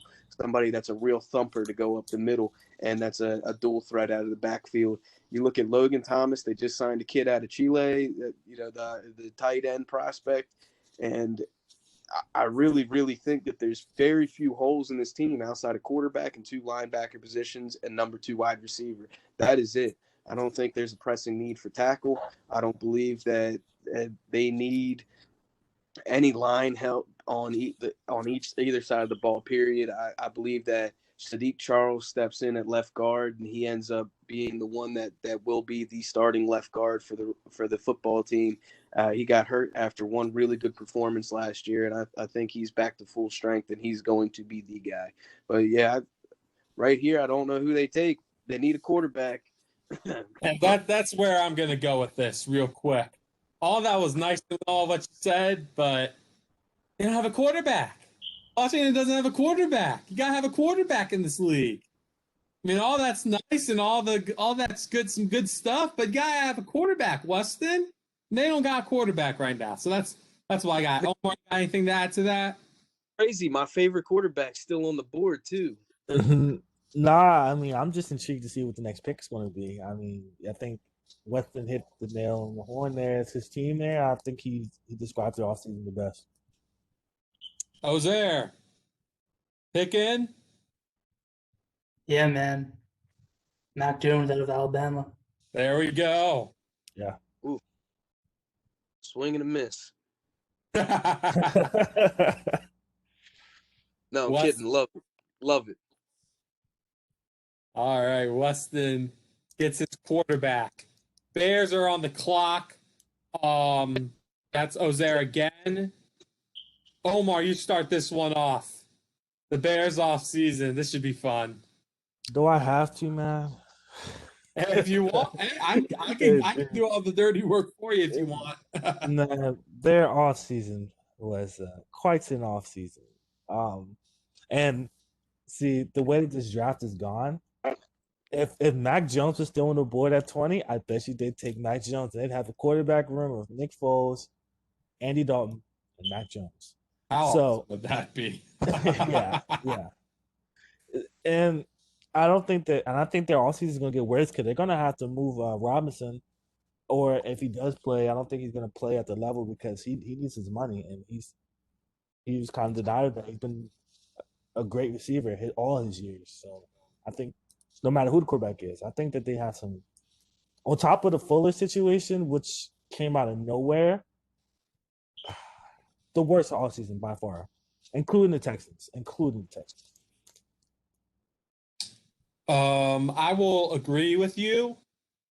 I think they didn't have one good move, and I would include franchising Allen Robinson as not a good move. And it's not because they don't like Allen Robinson. It's because they should have signed Allen Robinson long term. Yeah. And it's clear that they're not going to do that. Cutting off Fuller makes no sense. Signing Andy Dalton to a 1-year, $10 million deal. I think our resident Cowboy fan, Ozair, do that. Might not be the smartest bit of business right there. It's bad. It's bad. The people of Chicago are fed up with it too. Talked to numerous Bulls fans. Can't find one that's happy. I think this is the last year for both Matt Nagy and Ryan Pace. But it's just a mess. Weston? Andy Dalton. It just blows my mind. How does this guy keep getting work as a starter? Look, the Bears have such a good defense that you just have to assume that they'll be competitive. But good defense, good weapons on the offense, no quarterback. Again, man, if only they had like a Pat Mahomes or a Deshaun Watson, man, that team would be real good. Yeah. Too bad that they never had a chance to get the guys and they're not available right now. Hey, I don't even know what they could do right here. Maybe Allen Robinson's getting traded. Maybe they take the kid out of Minnesota. Who knows? Also have that glaring need at corner too. That glaring need at corner is yeah. Maybe they replace the old Vitek guy with a new Vitek guy. Yeah, that's a good point. Ozair, is your pick in for Chicago? Wait. Give me a second.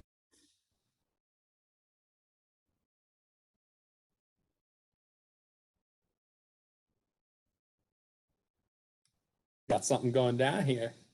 I had to verify some information. With the 20th pick, I'm going to draft Caleb Farley out of Virginia Tech. All right. Okay. Stop the fall. So Westin calls it Vatek for Vatek. And it's interesting. Now, I will say this about Caleb Farley. I am very concerned about his back issues. We'll see how he lasts in the league, but it's something that I would be a little concerned about. That's all I'm going to say on that. Indianapolis Colts are on the clock. I have the Colts, so we will let Westin start with the Colts off season. Love the trade for Wentz. I still believe in Wentz. I think it was a toxic situation in Philly last year. I think the fans had already turned on him, and he needs a new home. I think that there was more weighing on him outside of football than there was inside football, and it was really affecting his performance on the field. You're going to see a rejuvenated Carson Wentz, and you're going to see a player that I think takes them to the next level. It's either Colts or Tennessee. I like Vrabel. I like the system in Tennessee. I don't like the quarterback in Tennessee. I don't think he wins football games. You got a running back like they have. You got to stack the box against them. Otherwise, you're not going to stop them running the football. So it leaves a lot of openings in the defense. But when it comes down to it, Tannehill cannot win you football games. He's not going to throw you back into a game. So this addition right here of Carson Wentz, I believe, takes them a little bit ahead of where Tennessee's at, and you're going to see a player that everybody thought that Carson Wentz was, the money that he got, and I love the offseason for Indy. Omar. Yeah, I mean, I agree with Weston. I think that they had a tremendous offseason. They're already a great team, and in my eyes, I think they should have beat Buffalo. They made a couple bad mistakes early, and it cost them. It came back to bite them. But I think that that's a Super Bowl ready team, I think, with the right quarterback. If Wentz is who I think he is, and I'm still high on Wentz too. I think he was in a tough situation, and I think he was in a tough situation from the moment they drafted Jalen Hurts. But this is a great defense, an excellent defense, probably a top 5 defense, maybe even 3. And if I was at the spot looking at who's left, I mean, I'm going get even harder on defense, and we're going to make a very, very formidable defense playing in the AFC. Ozair. Yeah, I agree. The Colts defense is one of the best in the league, coordinated by former Cowboys coordinator Matt Eberflus, who I wish never left. But I think we might be getting a little bit ahead of ourselves about Carson Wentz going back to being coached by Frank Reich again. Obviously, he had his most productive careers under him, but that was a few years ago. It's ignorant to assume that all of a sudden he can just flip a switch and regain that form. Truthfully, I think Carson Wentz never recovered mentally and physically from the ACL injury he suffered, I believe, in 2017 against the Rams. Yeah, we'll see what happens with that. I think Wentz will succeed. Before I make the pick, Westin, you control the Browns. I have an offer for you because I know your team's in cap situation. I'm actually going to revise it a little bit. We here at the Colts are looking for more picks and have a lot of cap room. The Browns are a little tapped out. So I want to offer you 26, 91, and 132, and you can come up 5 spots for 21, and you can get a round 4 pick to add to your stash as you don't have that many picks next year. Do you want to accept or decline?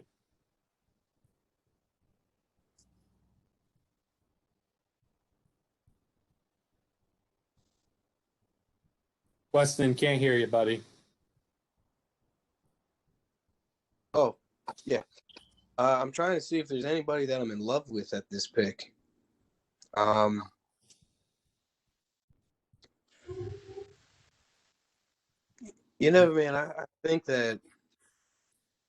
I think Cleveland are one of the more complete teams in the NFL.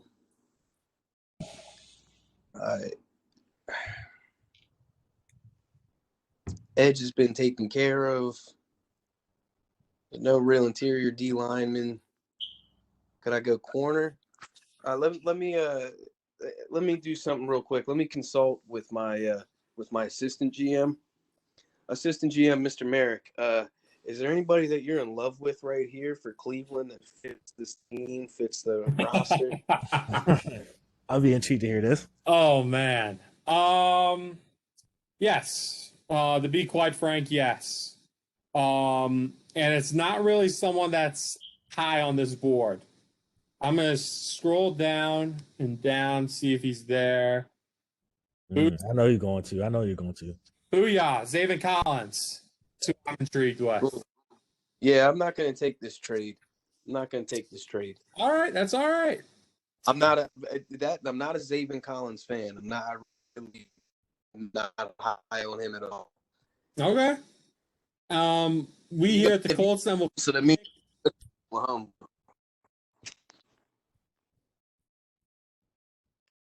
Can't pick that up. We here at the Colts are gonna pick Elijah Moore, wide receiver, Ole Miss. I think he fits their team. He fits their team better than Bateman. So we will take Moore. I'm back on the clock with the Titans. Ozair, do you want to start us off on your thoughts on the Titans offseason? Or what they need to do, in your opinion, to take that next step? Yeah, obviously the loss to the Ravens is devastating. I'm actually a believer in Ryan Tannehill. I think he can win football games. We all know what Derrick Henry is capable of. I think the defense needs a little more help. Obviously, the Jadeveon Clowney experiment didn't work out the way Faber wanted it to. But yeah, the team still has AJ Brown. I think they need another receiver and someone to replace Jonnu Smith. Omar. Yeah, Tennessee, their defense was so surprising to me because that's what they lived on. The year that they came into the M&T Bank Stadium and they beat the number 1 seed Ravens, they had an excellent defense. This year, it just didn't seem like it worked quite the same. I think that they were missing something. Derrick Henry is always going to be a force. I think as long as he's in his prime, he's going to be a force.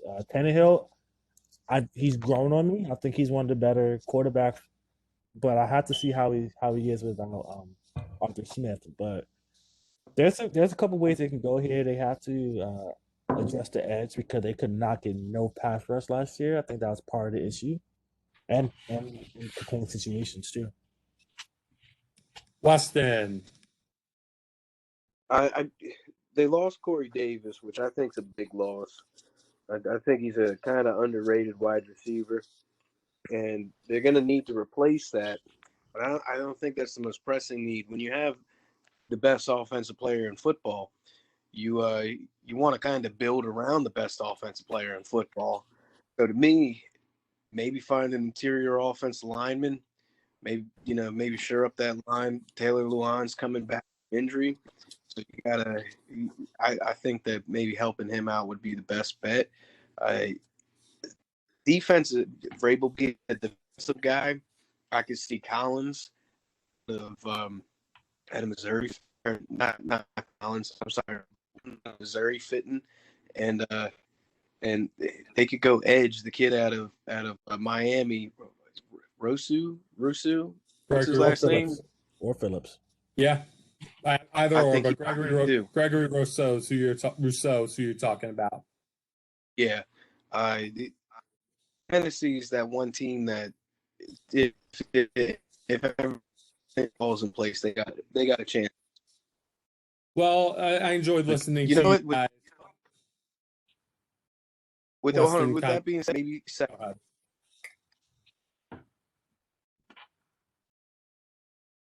Westin, you there?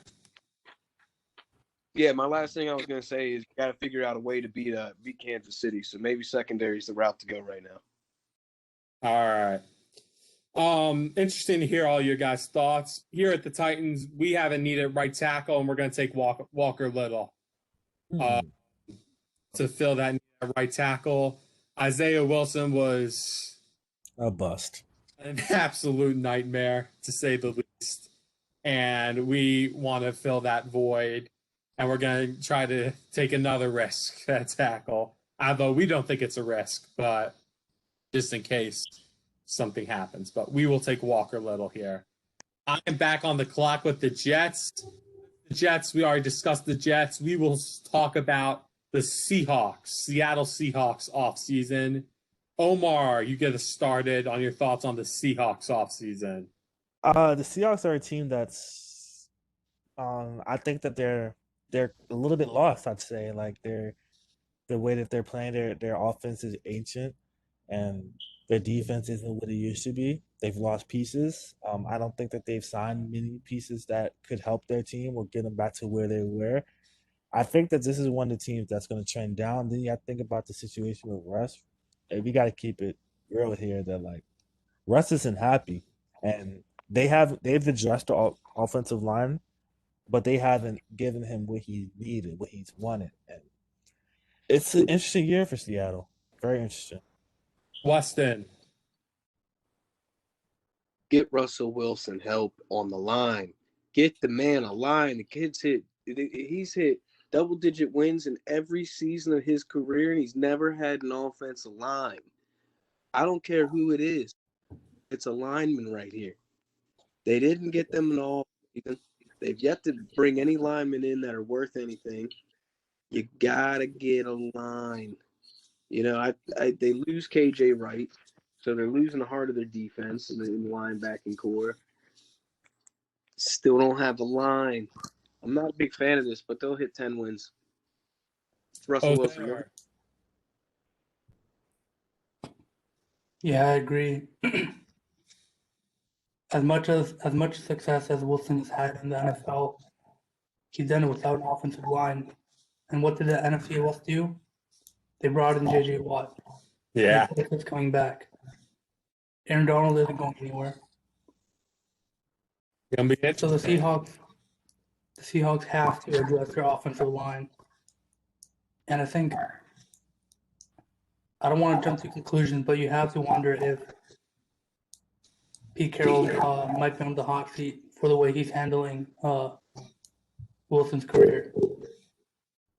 Yeah, no doubt. No doubt about it. All right, I'm on the clock here with the Jets. We are going back and forth on which edge to take, but we're going to go with Kwity Paye out of Michigan. It was a close debate between him and Jalen Phillips, but we ended up going with a more sure guy, in our opinion, a guy who we think is going to help us in defending the run as well. So Kwity Paye will be our second pick in the first round for the Jets. Weston, you are on the clock with the Pittsburgh Steelers. I'll start the Steelers discussion off. This is a sleeping giant, guys. I'm as an AFC North fan, along with Omar, I'm very nervous about Pittsburgh as a Browns fan. I don't know how Omar feels about that. I think if they get any sort of football out of Big Ben, they are going to win 10 games at least. That defense is still amazing. I think they need to improve their line because we all know they're going with Big Ben, and he's going to need time to throw. So I think they need to improve their line. But it's the same team. I also think they need to get some sort of running game. A running back here wouldn't surprise me. But that's how I feel about Pittsburgh. Omar, your thoughts on Pittsburgh? I kind of disagree with you here, man. I'm not scared of Pittsburgh at all, or nervous about Pittsburgh. I don't mean to say that word, but Yeah, I think the loss of Bud Dupree and the fact that the defense was worse as the year progressed, and they lost pieces, and the fact that Ben's older, Joe Hayden's older, they don't have a running game, and here, like I feel like I don't think that there's a good running back in the first that should be first rounder, but you kind of have to take a running back here. You need the best running back because you see that throwing in 60 times a game. Is it going to work? And Ben just doesn't have the arm for it no more or the accuracy. So, Ozair. Yeah, I agree with Omar. The way the Steelers finished the season was pathetic on both sides of the ball. They lost to a Washington football team with a hobbled Alex Smith. They should have lost against the Colts, but somehow ended up winning the division because of how good they were at the beginning of the season. I think the antics of Juju Smith-Schuster got out of control, and he put himself above the team. And even after addressing it, he still put a TikTok up after the Colts game. I don't think the Steelers are going to get any above average quarterback play out of Big Ben. Their offense is too simplistic. And not only were they not able to run the football, but they lost James Conner, who had that backfield presence. They also lost Bud Dupree on the defensive line. So Yeah. I think the Steelers might be the third best team in the AFC North. All right, Westin, picking for Pittsburgh. Well, I'm between three players because to me the best player is just the most questionable. But he fits because Pouncey retired, correct? Correct. yeah. Something that nobody brought up. Surprised that one of the top Well, I brought centers. the line. I brought the line. How they need to protect for Big Ben. I brought the line. And when I think of Pittsburgh, I don't think of first round picks starting right away. But for me, him between New out of Northwestern, I believe Tevin Jenkins out of Oklahoma State. So I'm kind of in this: who do I want to go with? The secondary there, Patrick, I think covers up at the holes to where, like you pointed out, free safety. I don't think that corner is the pressing need. And I'm going to take the guy that I believe is the best player available, would have already been picked by now if he was okay. And I'm going to take the center out of Alabama. Landon Dickerson. Wow, okay. Landon, I love that pick. Very solid, very good football player. Landon Dickerson, the new long-term center of the Steelers. All right, the Jaguars and me are back on the clock since this is the second Jaguars pick here. We'll talk about the LA Rams offseason. Ozair, you can get us started. Your thoughts on the Rams? I was a little surprised by the Rams blockbuster trade for Matthew Stafford. But at the end of the day, Sean McVay felt like Stafford was the quarterback who could run his offense the way Jared Goff wasn't able to. I think Matthew Stafford makes the Rams Super Bowl contenders, especially because of the many years he's carried really bad Lions teams and made them competitive. We all know how devastatingly good their defense is, especially their front four. And I think they'll be good on the offensive side of the ball, especially with young players like Van Jefferson and Cam Akers in the fold. Omar. Yeah, I think the Rams have been and win now well mode for a very long time, or not for since McVay's been there. I mean, McVay is one of the better coaches. Um, Stafford takes this offense to a whole nother level. I think the limitations that Goff showed it was shown throughout the season. I don't think that Stafford has those limitations. I think Stafford's one of the most underrated quarterbacks that I've seen in a long time. And I just don't think the Rams value picks, man. I don't think that they value picks. I think they do players over picks. You've seen it with Ramsey, and now you see it with Stafford. I think that they're ready to contend. And I think that they're going to be neck and neck for the NFC West title this year, possibly in the NFC. Agree. Westin. And it's something about the competitive on both sides. Offseason, because Detroit never really brings in enough players to know how good it is.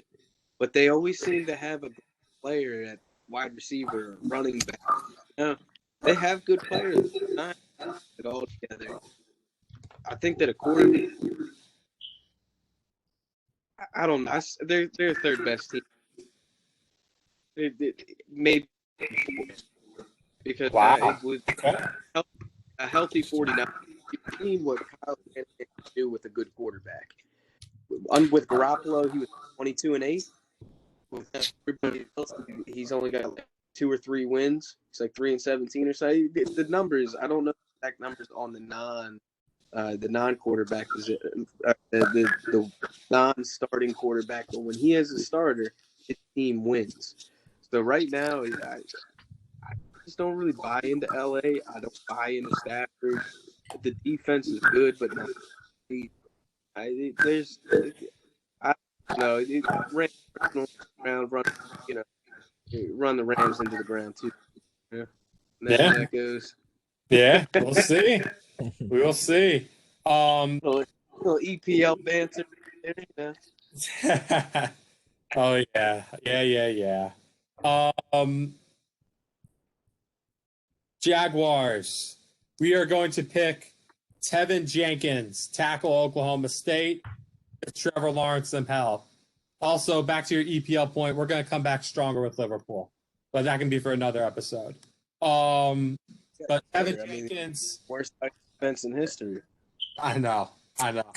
But Tevin Jenkins, we want to get a right tackle alongside Cam Robinson, protect Trevor as much as we can, and Tevin Jenkins is a tackle we really like. Cleveland, you can't be talking down on my man Rob Havenstein like that. Yeah, Rob Havenstein's more of a guard to me. I think he's more of a guard. He might be playing tackle, but I like his skill set more inside as a guard. I'm not an Andrew Norwell fan at all. So I would move Havenstein inside to guard. But I think he's got to be a guard. Cleveland Browns are on the clock. That is Westin. I'm going to start this one off. This is my team. I've never been so excited in my life to be a Cleveland Brown fan. You waited 22 years for this. Literally. AFC representative in the Super Bowl. Yeah. All right. I'll wait to say that, but I mean, I think it's been pretty spot on. Last year I was 7-9, or 2 years ago I said 7-9.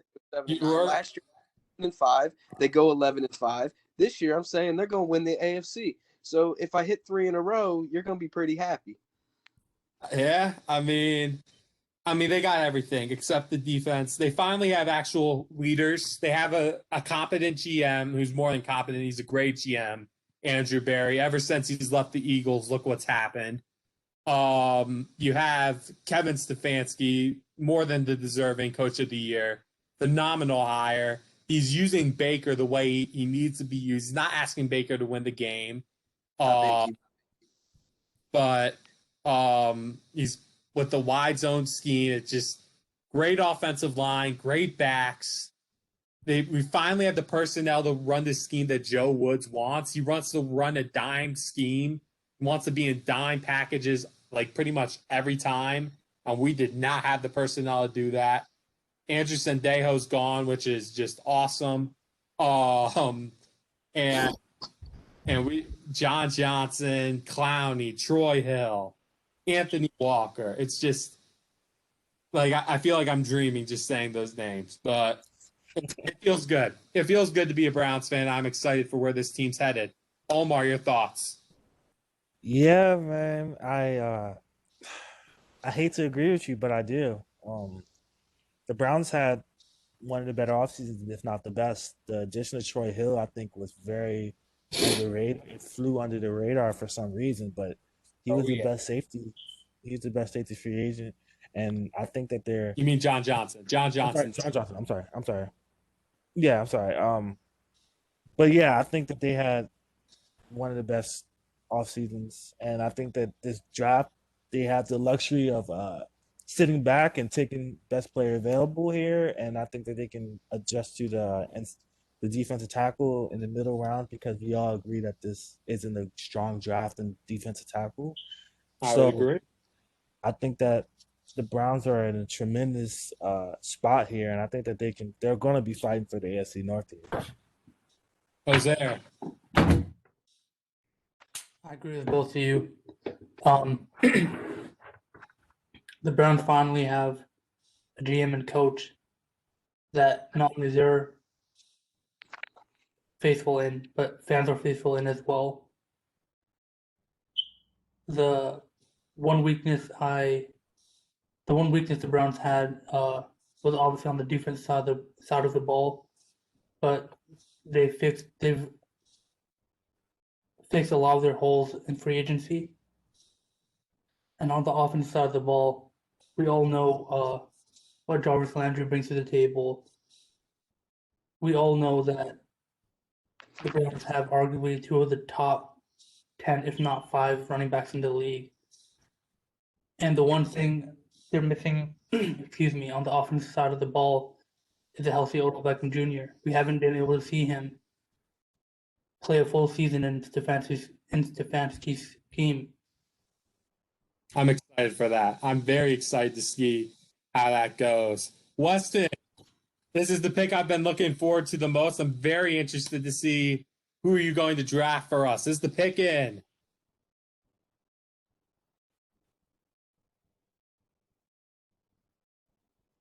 Weston, I think we're having trouble hearing you.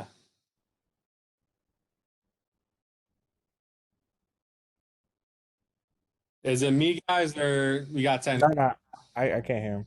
I can't hear him either. All right. We will get back to Weston real quick. Once Weston comes back, till Weston gets back, we'll just recap the Ravens now. Yeah. Ravens, Omar. Yes. Squad. Yeah, our offseason has been interesting to say the least. We have some holes. We lost both of our edge rushers. Although I don't think that either one of them had their better years, and I don't know if I would have paid them what they got paid. But we care a lot about our comp picks, which is why we didn't make a lot of our moves. We made a lot of our moves. So I think our second wave of free agency is going to start on May 3rd when we can sign players, and it won't go against it won't be taken away from us from the comp picks. But there's still a glaring need at wide receiver. Sammy Watkins isn't moving the needle for me. I'm insulted that he signed him and thought that would make us Ravens fans happy. Well, you just insulted Eric DaCosta by if I heard his sins, I'm sorry, but I just want the best team out there. I need weapons for Lamar, but yeah, it's a good team. It's always going to be a team that's going to compete, and we'll just see what happens. Ozair. Yeah, I think the Ravens finally got over the hump, which was winning a playoff game. I think what the team failed to do was bring in a receiver who can help Lamar take the next step, similar to the way Stephon Diggs helped Josh Allen. I really thought they were going to go after a receiver like Kenny Golladay, a big physical receiver who can get those 50-50 balls, but the Giants ended up giving him the money the Ravens, I think, were reluctant to. I like the signing with Sammy Watkins, but you can't be satisfied adding one receiver when you have arguably one of the weaker or weakest receiver groups in the NFL. Fair point. Yeah. The I Ravens would agree. defense. The Ravens defense also had taken a step back than in previous years. They still have Marcus Peters. I forgot the name of their slot cornerback, Marlon Humphreys. Hello. Tavon's coming Yeah. back. But yeah, this Ravens team feels like the most susceptible in a really long time. I agree. I would say this about Baltimore's offseason. It's an offseason where they've gotten worse. I don't think we can sit here and say they haven't gotten worse. They've lost Judon. They've lost Ngakoue. They did not improve the wide receiver needle too much. I would also add this. I think this is a team that is primed for regression, and it has everything to do with the offensive scheme that they run. I am not a fan of the Greg Roman scheme because it is not innovative at all. All right. Yeah. Greg Roman has a history as a coordinator. San Francisco, Buffalo, Baltimore. Year one was kind of getting into it, and by the end of the year, it was unstoppable. Year two, it was more of the same, unstoppable. But by year three, everyone figures it out, and there's nothing they can do. There's no creativity. We're in that year three now. And in year three, the 49ers offense with Greg Roman, not good. Buffalo offense, not good. Can I intervene? Yes, you can. Yeah, I hear you, and I agree with you. Greg Roman's offense isn't spectacular, but I think that when you have Lamar Jackson, who was a transcendent player, it's not like this is Greg Roman with Colin Kaepernick, who was good, or Tyrod Taylor, who's okay. I mean, I think you have Lamar, who's an amazing player. He's only getting better, but like you guys said, I don't think he's. And also, when it comes to the reason why we haven't signed players is we got that pending issue with Earl Thomas. That's a $10 million that's just in the air right now. I hate to interrupt you, but we just huge breaking news. Oh boy. Tragic breaking news. It has to do with basketball. University of Kentucky men's basketball player who's a first-round, second-round draft prospect, very well known, Terrence Clark, has just died. No way. So, way. That's horrible news. I mean, he has died in a car crash in LA. Wow. Tragic. Rest in peace. But Terrence Clark, that's horrible news. That's horrible breaking news to interrupt with, but it's something just unbelievably sad and tragic. I mean, he's going to have a bright career. He's going to be a very solid bench player, in my opinion, in the NBA. Very highly touted high school player. I mean, it's shocking news. Being a big basketball fan, being big college basketball and high school basketball fan, being a high school basketball coach. It's just terrible news.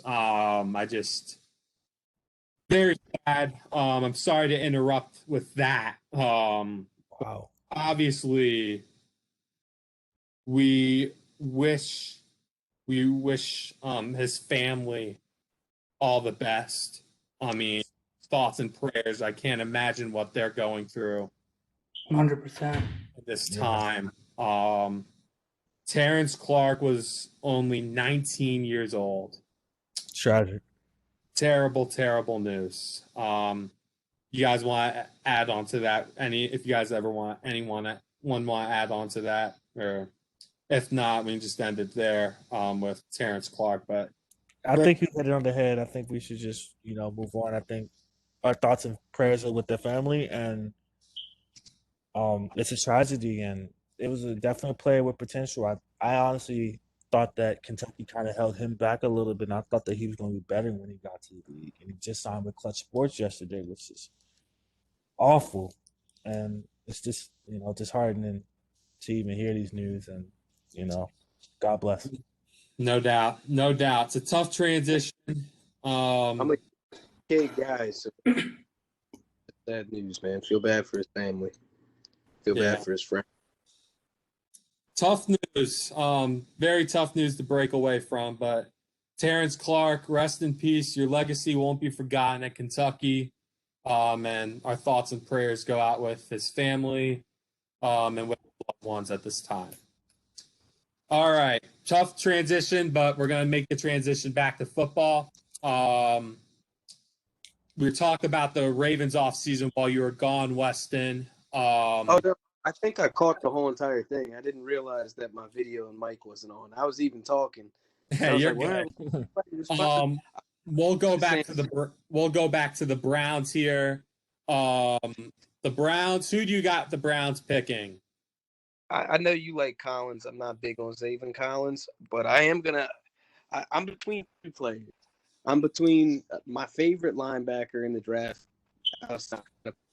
but I even think I like him more than Parsons. He's great in the run. He's great against the pass. And then what are you talking about? Maybe, you got to go up against Lamar. Sideline to sideline speed, you get that chess piece. I'm going to go ahead and go with Nick Bolton over John Davis. I like Davis, but say that again. I like it. Yeah. I like it. Favorite players in the draft. He's one of my 5 favorite players in the entire draft. And then Baltimore's up. I'm going to go ahead and go with best player available. I want to go with because I can't give my favorite receiver to the Ravens, so I'm not going to. Oh, okay? Don't you dare. I don't want to give my favorite receiver to the Ravens, so I'm not going to. I'm not putting that out in the universe. All right. I don't want it to happen. So I'm going to go with the guy that averaged the most yards per route last season, because Baltimore does have a vertical offense and they like to take the off the teams. He's a good route runner, solid hands. And I like the kid, and I don't know how he's still on the board. So I'm going to take Bateman out of Minnesota. I think he's a good player. Omar, your cartwheels. Great picks. Great pick. This is exactly what I wanted. If did not like the Ravens, if I like the Ravens, I'm taking Terrace Marshall 10 out of 10 times. He's the second best wide receiver to me. But I'm not taking Terrace Marshall because I don't want that to happen. So I'm gonna go ahead and go with Bateman. I like what you're saying, but this is in my opinion, the second best receiver right here. And she just doesn't have to tape the show because he just sit out this year, or he only played limited snaps. But man, if we got this guy, this is a game changer. I like Marshall because he's 6'3", 200 pounds. He has 23 touchdowns over the last 2 years. You're looking at a guy that can play inside and out, and he's had to share the field with Jamar Chase and Justin Jefferson. So he's had his number limited. Had he been a number one guy, he'd been the first or second receiver off the board. It'd have been him and Chase. I'm fully okay with this. And as a Ravens fan, if this draft went like this, I'd be so happy because I had a choice of Bateman, Marshall, or Aziz. So yeah, could have been great. 3 guys. All right, New Orleans Saints is on the clock. That is Omar's team. So while Omar picks, the other 3 of us will discuss the Saints offseason. So Westin, I'll let you go first. Your thoughts on the Saints offseason? They lost their leader, but with that, how do you even judge an offseason where you're losing one of the greatest players to play the game and you're losing the greatest player in franchise history? It's sad to see him go without playing in front of the fans one last time, since he was a fans player. But other than that, I think Jameis Winston, my guess on his number is 42 touchdowns, 17 interceptions. I'm going to put that out there now so it's on the record. Wow. I think they finished second in their division. They come in right behind Tampa Bay.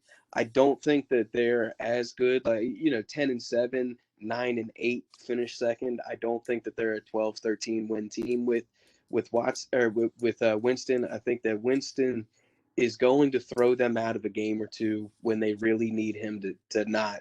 But he had his LASIK eye surgery, so his sight's better. He's had a year of learning behind Drew Brees. He's in a Sean Payton offense. I really do like the offseason that they went ahead with. They still have the Swiss Army knife that's going to be all over, whether he's quarterback, running back, wide receiver, tight end. He probably play a little bit of center knowing Sean Payton. So I really do like the offseason for New Orleans. I think they're going to be a sneaky team because nobody wants to give them any credit because of Winston. Interesting thoughts, Ozair.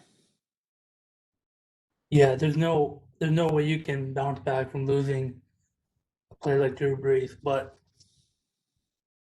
I think this is what Sean Payton envisioned when he signed Jameis Winston to a one-year contract last offseason. I think Winston in the right scheme system can be a starting quarterback in the NFL, and that's the current situation with the Saints.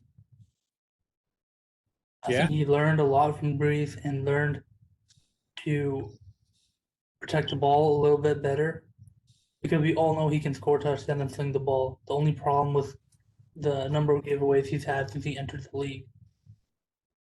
The Saints lost Trey Hendrickson to the Bengals, but I think it's safe to believe that I think it's safe to say that the numbers he had last season were in part of playing with Cam Jordan, but still losing a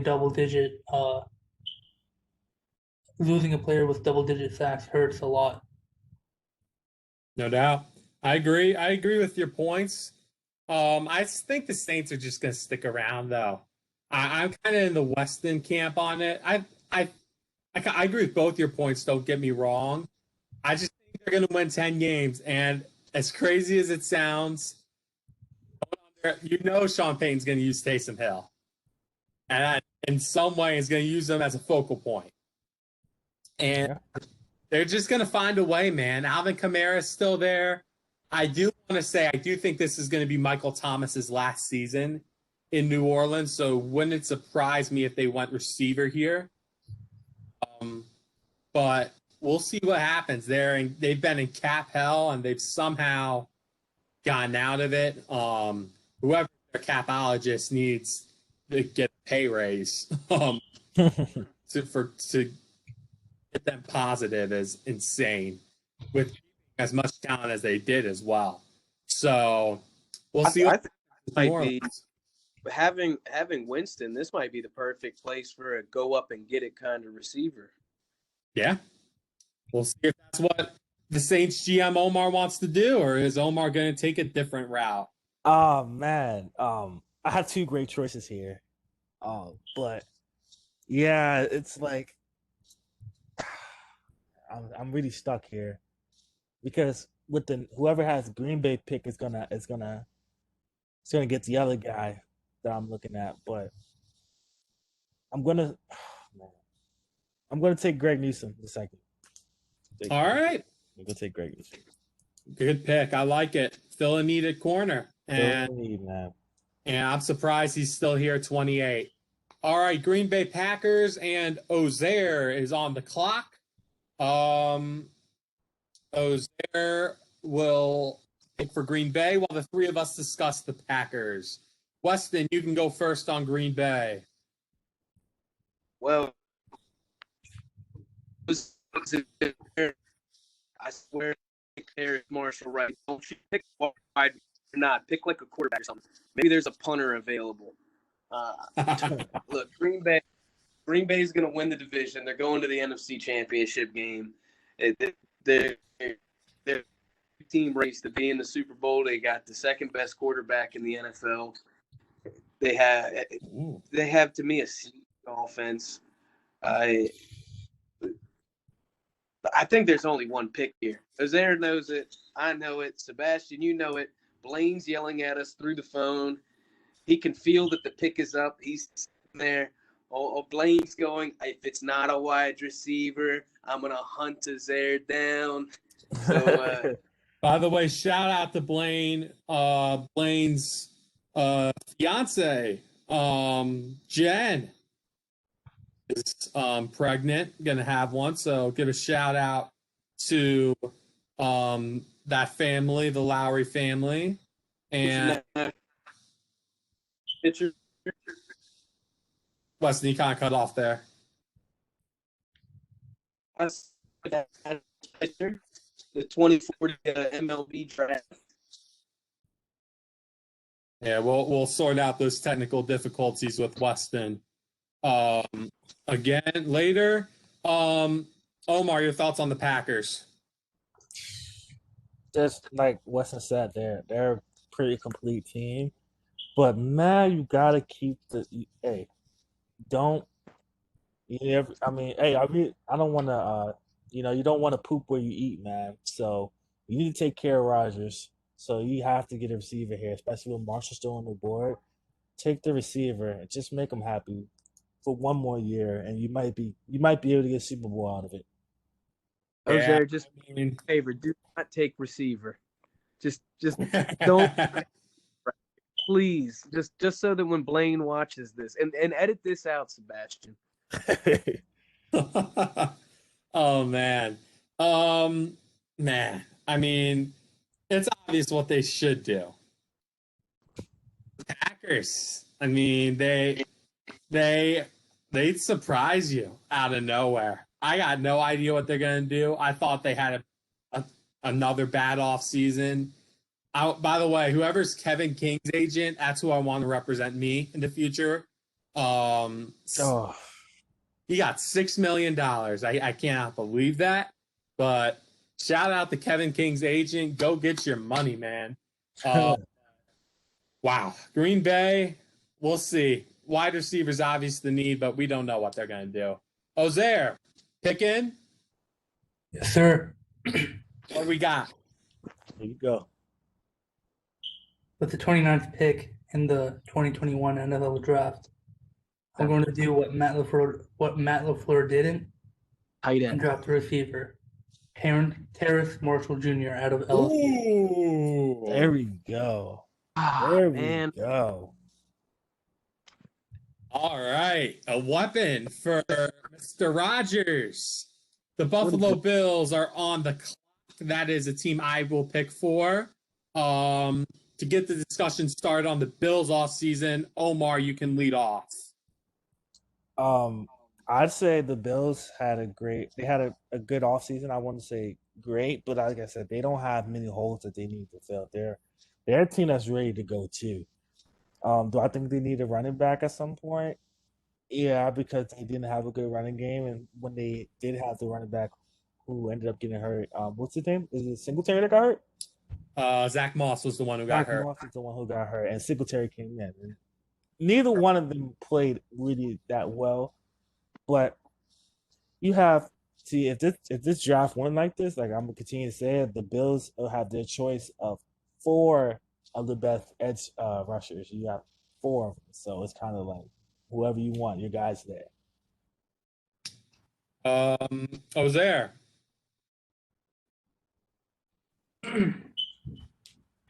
I don't think I've ever seen a trade work out in both sides' favor as the Stephon Diggs trade.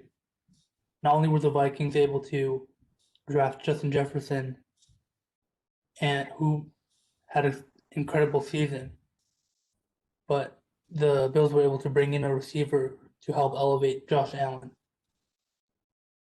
I think the Bills are the second best team in the AFC. They found out in the AFC Championship the gap between them and the Chiefs. So I think in this situation, they will most likely draft a player in the front 7 and follow the Bucs example of how to get after Patrick Mahomes. Weston. Did Buffalo really do anything this off? Did they really add anybody this offseason? That's funny. I was trying to think about Emmanuel Sanders off the top of my head was an addition. They did re-sign Matt Milano, which was a big keeper for them. They also kept their coach too. Yeah, Brian Daboll. That's right. And Leslie Fritz, Their coach. their coordinators. Yep. I guess, but the one thing is that hangover from a championship game. How many times you've seen a team go to the championship game, lose it, and then they come back the next year? They're not as impressive. I'm still not floored by them. There was a down season by New England. New England's going to be better with Cam Newton in the offense for a second year with all the additions to the defense. You gotta think that the Jets aren't just going to be some walkover. They're going to actually be a little bit competitive. The Dolphins have showed in the last 10 weeks of last year that they're a better team. I'm not impressed with Buffalo, and they'll have to really do something special to impress me. I'm not. I think that most of the allure to Buffalo is that everybody likes the Bills Mafia, and they just want Buffalo to be good, but they could go any route here. Pass rusher, D-line. Yeah, they need, like Ozair said, do something to catch up to Kansas City. Try to stop Mahomes. Yeah, and with the 30th pick, the pick is in. We're going to select Jalen Phillips, edge rusher out of the U. The Chiefs are on the clock. That is Omar, while the three of us will discuss the Chiefs. I will go first on the Chiefs. I think they are a team that is going to, in my opinion, win the Super Bowl next year. It's early. We'll see how the draft goes. I have the right to change, obviously. But I love what they've done. Their defense is sneaky good. Now, I will say this. They are in a situation where I want to see more of their games become blowouts. A lot of their wins were really close wins. So hopefully they can become more consistent and put teams away earlier like they should. In terms of needs for them, there's obviously not much, but I think pass rusher is probably the biggest one for me. Westin. We're talking Chiefs, right? Yes, sir. Yeah, man. I mean, Kansas City, they have the best quarterback in football. They're going to be a good team. Yeah. It's just how it works. If you got the best at something, if you have the best quarterback, you got a top four team. They lost both their starting tackles, correct? Yep, that is correct. Yep. So now they're down two starting tackles. They showed in the Super Bowl that not having those starting tackles will affect them. Pat Mahomes can only do so much magic. I know it's like kind of a reach right here, but you got to think they're going to tackle. They are who they are. They're the best team in the AFC. Nobody's stopping them. They'll stop themselves. Yeah, I agree with that. Ozair. The only one who can stop them are either the Bucks or Andy Reid himself. But on a serious note, yes, they did lose both of the starting tackles, which obviously showed in the Super Bowl. But they were able to go out and sign Joe Tooney to a 5-year, I believe, $60 million contract. Yep. $80 million. $80 million. $80 million. Sheesh. Dollar contract.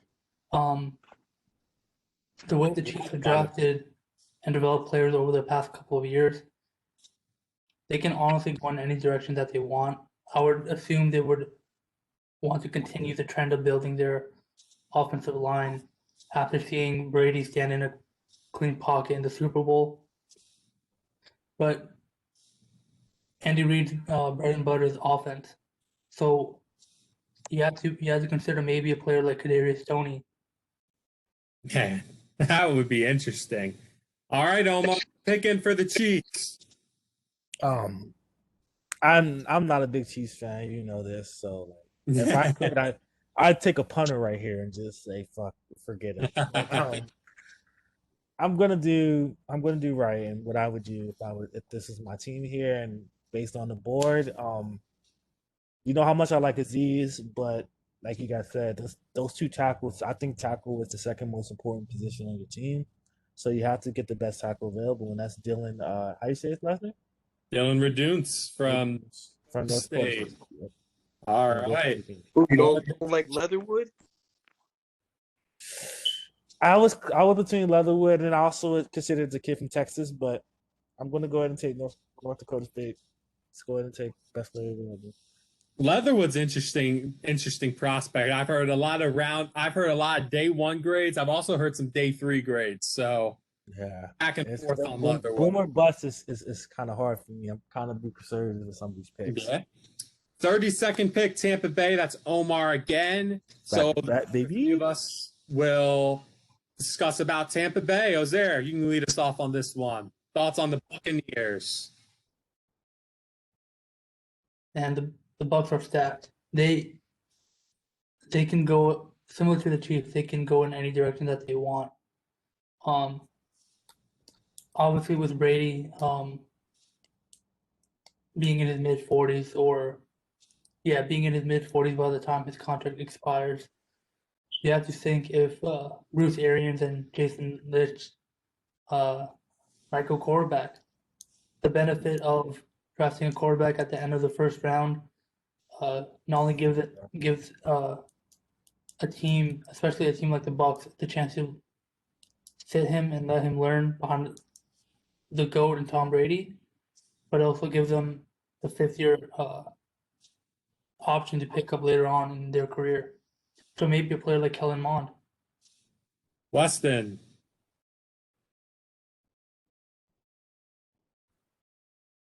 Looks like we're having technical difficulties with Westin. I'll go next. In terms of Tampa, I think you make a good point on quarterback. I would wait until the 3rd or 4th round, maybe for that, maybe end of round 2, depending on the board. But I think this is a perfect spot for them to go pass rusher here. Opposite is Shaq Barrett. They're in a great spot where they don't really have a need. Maybe D tackle. But I just look at the board and I see a lot of really good pass rushers still on the board that could help this team out. I mean, same with wide receivers, but I mean, is that a point where, you're going to have to cut some really good wide receivers. So I would go pass rusher here. But you make a good point on quarterback. Westin. Looks like we still have technical difficulties. That's all right. Omar, do we have the 32nd pick? Oh man. You mind scrolling down? I have my eyes on someone, but I'm gonna scroll down just to see what options we have here. Sure.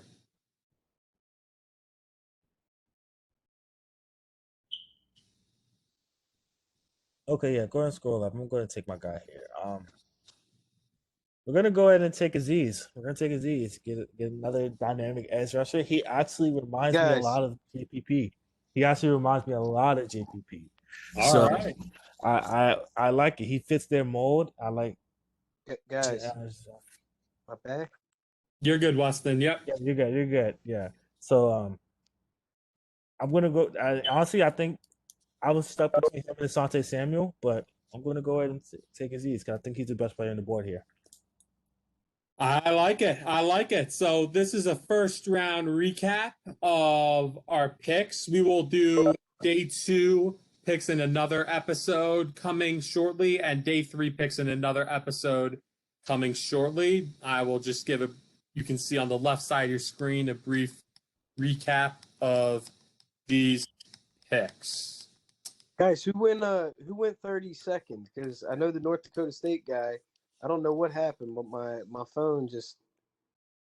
Reduce went 31st, and Aziz Ul-Julari went 32nd. Okay, so I'll tell you, I think in the first round, how do you feel about Alex Leatherwood? It's a good point. This will be a good topic for our next show when we do day 2 or day 3, depending when he gets picked. this has been. We will find a new. We will come up with a title of this show soon. But thank you guys for tuning in. This is Sebastian Maric, and with me today are Ozair Hussain. Omar Williams. Westin Graham. And until next time, peace, stay safe, and remember to love yourself. Stay tuned. Okay. And then we will end this. Trying to end this. Let me end this. Gotta stop sharing. All